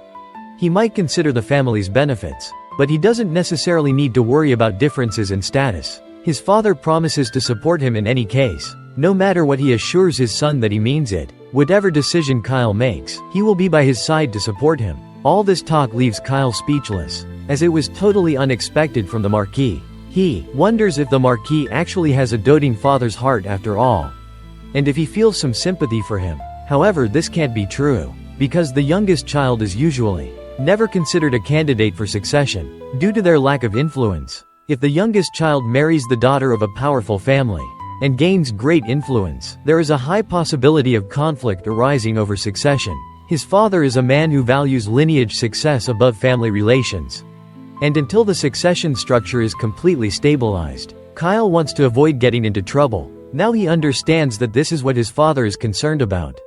Kyle finally agrees with his father, and tries to brush it off by saying that since he is young, he doesn't know much about complicated matters. For now, it's important to remain as the harmless youngest child. By the way, I finally remembered that our boy's father's name is Remington anyhow. Kyle asks if he has permission to leave, since they've discussed everything he came for, and he needs to go study at the library. When Remington gives Kyle permission to leave, our boy begins to stride out of the place promptly. As Remington watches Kyle leave, he reflects on how quickly his son changed the subject. When his mother was mentioned, what bothers him even more is that Kyle doesn't even call him father. He pulls out a pendant, and as we take a closer look, we see a photo of Kyle's mother Aisha. Gazing at her image, Remington wonders if she too harbored resentment toward him. Meanwhile, as Kyle walks through the quiet corridor, he replays his father's words about supporting him in his mind. For a brief moment, he considers whether Remington might actually care about him, but just as he is thinking it through, he snaps back to reality, suddenly remembering he forgot to tell his father about the loot he got from the dungeon. He completely overlooked it because of the topic his father brought up. Kyle wonders if he should go back and share everything, but the thought of talking to his father again leaves him hesitant. He had instructed Lenhart not to inform the Marquis about the dungeon until Kyle reported in himself. And now our boy is curious to see if Leon Hart will honor his word, or prioritize his loyalty to the Marquis. Still uncertain about whether he should report to his father, or handle the matter on his own, his mind is conflicted between heading to the library or talking about the dungeon. As he wrestles with these thoughts, he unexpectedly bumps into someone. The man Kyle collided with apologizes, but as this newcomer takes a closer look, he realizes it's Kyle. It doesn't take long for Kyle to recognize that the person in front of him is Duke Siltarian, the third son of the family. Kyle finds it amusing that just as the topic of their mother comes up, he coincidentally runs into his third brother. He can't help but notice how much taller the third son has gotten since the last time they met. Even though Duke is only 2 years older than Kyle, he still is in much better shape. Kyle figures it must be due to the training he's received as a knight. From a young age, he's heard that the third son became a junior officer not long ago. The big bro Duke then promptly asks Kyle why he's here, given that their father has explicitly instructed him not to approach the main building. Kyle explains that he was released from detention by their father's decision after he recognized his achievements in serving the citizens. Duke is clearly unsure of what that means, so he bluntly asks Kyle what he's planning to cook next, and what kind of trouble he's trying to stir up by pretending to be mature this time. Well, there you go again. This guy seems like a big bully bro. To understand why the third son seems so hostile toward Kyle, we learned that the Duke resented his little brother. Kyle, who was 2 years younger, had always caused their mother, Aisha, constant worry. Her health declined from the stress of fearing that Kyle might die young. One day, while the Duke was grappling with guilt over their mother's coldness, Kyle stormed in and casually asked why their mother was so quiet. That's when the third son broke the news to him that their mother had passed away. Kyle, who had been spoiled and somewhat insensitive back then, just chuckled in response, remarking that he never thought she'd die before him. This infuriated the third son, who lashed out, pinning Kyle to the wall and yelling at him for speaking so carelessly about someone who had cared about him for so long. The Duke blamed Kyle for their mother's death, but Kyle got angry and jerked his brother's hands away in order to free himself. He made it clear that if their mother died because of him, then whose fault was it that he could die at any moment? He believed it was somewhat his mother's fault for bringing him into the world with this kind of body. The Duke's patience wore thin and he punched Kyle hard in the face, sending him crashing to the ground. He called Kyle worse than an animal and said that he had only held back all this time because of their mother, but he wouldn't let Kyle cross any more limits now. With that, he decided to walk away, after stating that he does not have any younger siblings anymore. In the present moment, Kyle finally understands why the Duke hates him so much, and he is sure that this kind of conflict won't be resolved easily.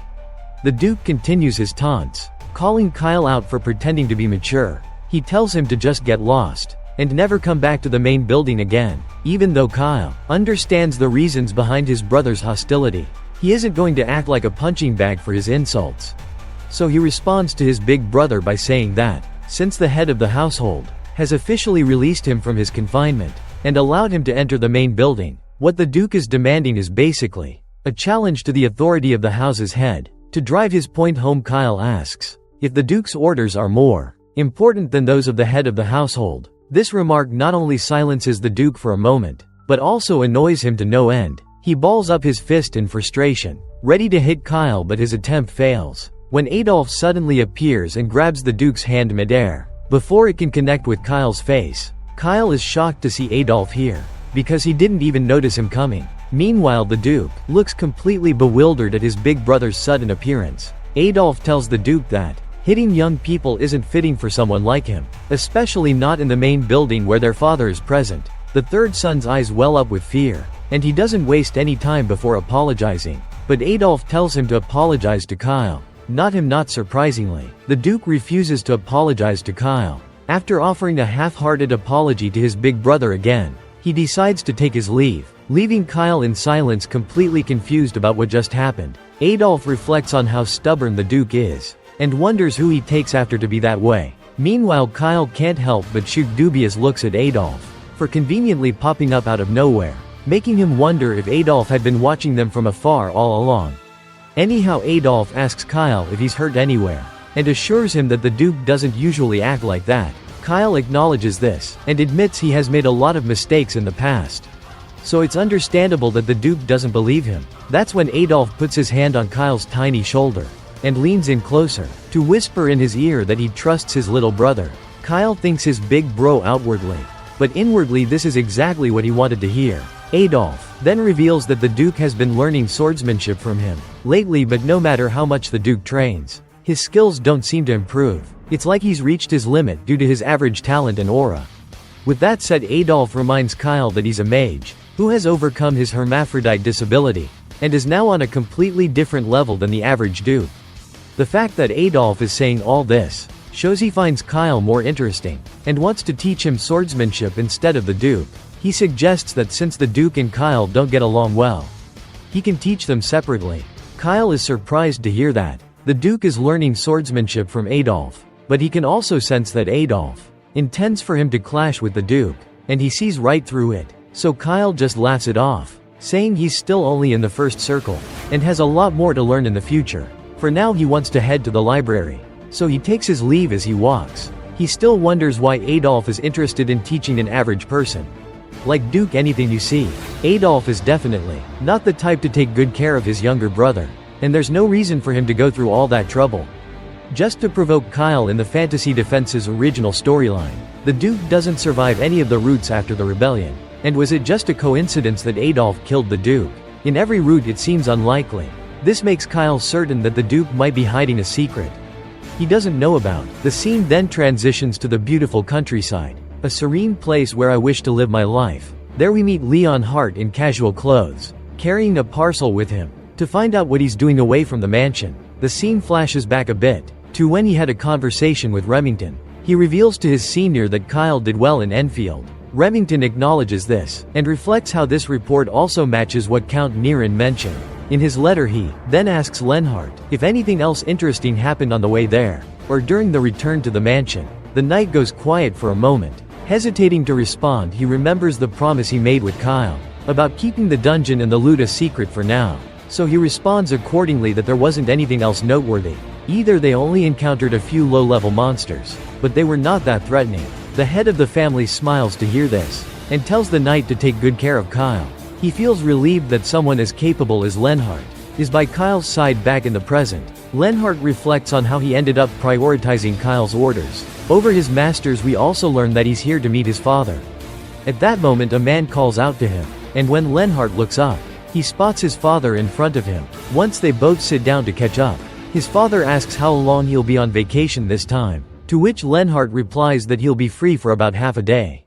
His father is not really thrilled to hear this, since it's been forever when they spent time together. Lenhart responds that he'll come whenever he has time. His father then mentions that he's heard a rumor that the little young Master Kyle has suddenly matured a bit these days. This unexpected question startles Lenhart at first, but he quickly agrees with his father, claiming that Kyle has indeed become much more dignified lately. He further mentions that he didn't expect to end up escorting Kyle for this long initially. His plan after escorting Lord Kyle once was to return to the Knights of the Celtarian and continue his work.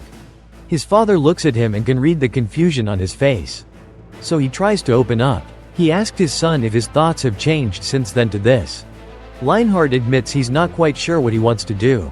His mind then wanders back to a time when Kyle decided to provide him with a new sword. Kyle tells him that the sword he used before was too weak to handle the aura of an upper-level expert knight. If he poured everything he had into it, the sword would break, so he always had to suppress his aura to some extent. Leon Hart asks how he knows about this, to which Kyle replies that he has studied similar topics, because mages need a basic understanding of not only magic, but also aura. But truth to be told, our boy learned all this after playing this game all day. Kyle then further states that Lenhart has been lacking a new sword for quite some time now. Since he was busy with his guard duty all the time, he didn't get the chance to get a new one, so Kyle always felt bad about that. But now that Lenhart has a new sword, he feels quite relieved. Lenhart is rendered speechless in response, and quickly assures Kyle that even if what he said is true, he shouldn't feel bad just because of him. But Kyle wins over Leon Hart's heart even more when he flashes a smile and expresses how deeply he cares about his knight. Those words, "my knight," strike a deep chord with Lenhart, as he'd never heard anything so heartfelt from a Marquis before. In the present, Lenhart reflects on how Marquis Rempton has many loyal aides who have been by his side since his youth. Lenhart has always felt a bit left out, knowing he can't truly find his place among them, whether it's skill level or his bond with the Marquis. He feels he has nothing that compares to those around him. But that's when his father clears up his confusion, encouraging him to just do whatever he wants, and if he wants to stick with Kyle, he should gladly do so. His father reminds him of how it was the same when he joined the Knights Academy. Although they belonged to a baron family, they were nobles only in name. The family circumstances weren't good back then, and they didn't have the luxury of hiring a proper swordsmanship instructor. However, when Leon Hart turned 15, he took the entrance exam on his own, passed it and became a knight. His father reminds him that the answer is already in his heart. He just hasn't been able to say it yet. He tells Lenhart to feel confident in whatever decision he makes, assuring him that the Marquis would understand the reasons behind his choice. Then his father asks if he's the only knight the Marquis has. Lenhart replies that there isn't a simple answer to that question, but he does agree that for Kyle, he is the only knight they have. Just as they're chatting away, they hook a fish, and it looks like they're going to have a good catch for dinner. After all, meanwhile, back at the mansion, the first thing we see is Adolf's shocked face. When he learns that Abel came to recruit Kyle, he quickly tosses the book away he was holding, and asks Kyle if he agreed to it, to which Kyle reassures him positively, saying if that were the case, he wouldn't have come here to report this news. Kyle feels annoyed at how Abel tossed the book aside like this. But he does not express his disapproval out loud. Instead, he responds to his brother's question, explaining that he was just as surprised when brother Abel suddenly approached him and invited him to join. He admits that given the big age difference, brother Abel had never spoken to him before, so it was a little intimidating. Adolf then responds with a cold, annoyed tone, saying, "There's no way Abel would approach him without some ulterior motive." He goes on claiming that Abel has always been like that and never moves unless there is a benefit involved. He's sure Abel must have noticed Kyle learning magic, which is why he's now acting like an older brother. Adolf reminds Kyle that during the entire time he was sick, Abel never once came to check on him, as Adolf continues trying to persuade Kyle by pointing out how awful Abel's character is. Our boy is left speechless, not sure what to say after losing one of his greatest men. Baron Jerome gone. Losing another capable person would be a shame, so he can't afford to lose Kyle to Abel. Even though Kyle is still just a one-circle mage, Adolf sees tons of potential in him. Kyle, meanwhile, smiles inwardly, noticing how Adolf criticizes Abel for not visiting him while he was sick, when the same could be said for Adolf, who also never came to check on him. Kyle reflects on how both of his brothers only seem to approach him when they need something, but he realizes he's guilty of the same thing, especially since he wants to defeat the Dark Immortal, threatening the safety of the continent. So the power of the renowned swordsmanship of Celtarion is absolutely necessary for that. However, for the survival of their family, Adolf should be the one to take a hit. Adolf mentions that Abel has been acting shady lately, noting rumors that he's bought a lot of grain from Infellum. It's puzzling, and he can't figure out why Abel would need such large quantities. Kyle adds that he too bought grain for his magic research, suggesting there's a chance Abel might also be trying to study magic like him, but Adolf quickly reminds him that Abel doesn't have a magic circle. We can tell that Kyle is just bluffing about the whole magic learning thing, but it seems Adolf has bought the lie and thinks that Kyle just doesn't realize that Abel doesn't have a circle. Kyle keeps playing along, apologizing and saying he doesn't know much about Abel anyway. Adolf grabs the book Kyle tossed earlier and tells his brother that they need to grow even more in the future. He asks Kyle to help his big brother grow up quickly. Kyle grins widely as he grabs the book and agrees, saying he'll definitely help his big brother. With that, he decides to head out for now. Meanwhile, outside the door, we see Eric standing there. Just as she's waiting, Daisy arrives and immediately starts explaining herself. She tells Ursula that her family has been taken hostage by Adolf, and if she doesn't do as he says, he'll do anything to achieve his goals. So she felt she had no choice but to comply. But Ursi flatly tells her not to show up in front of Lord Kyle again.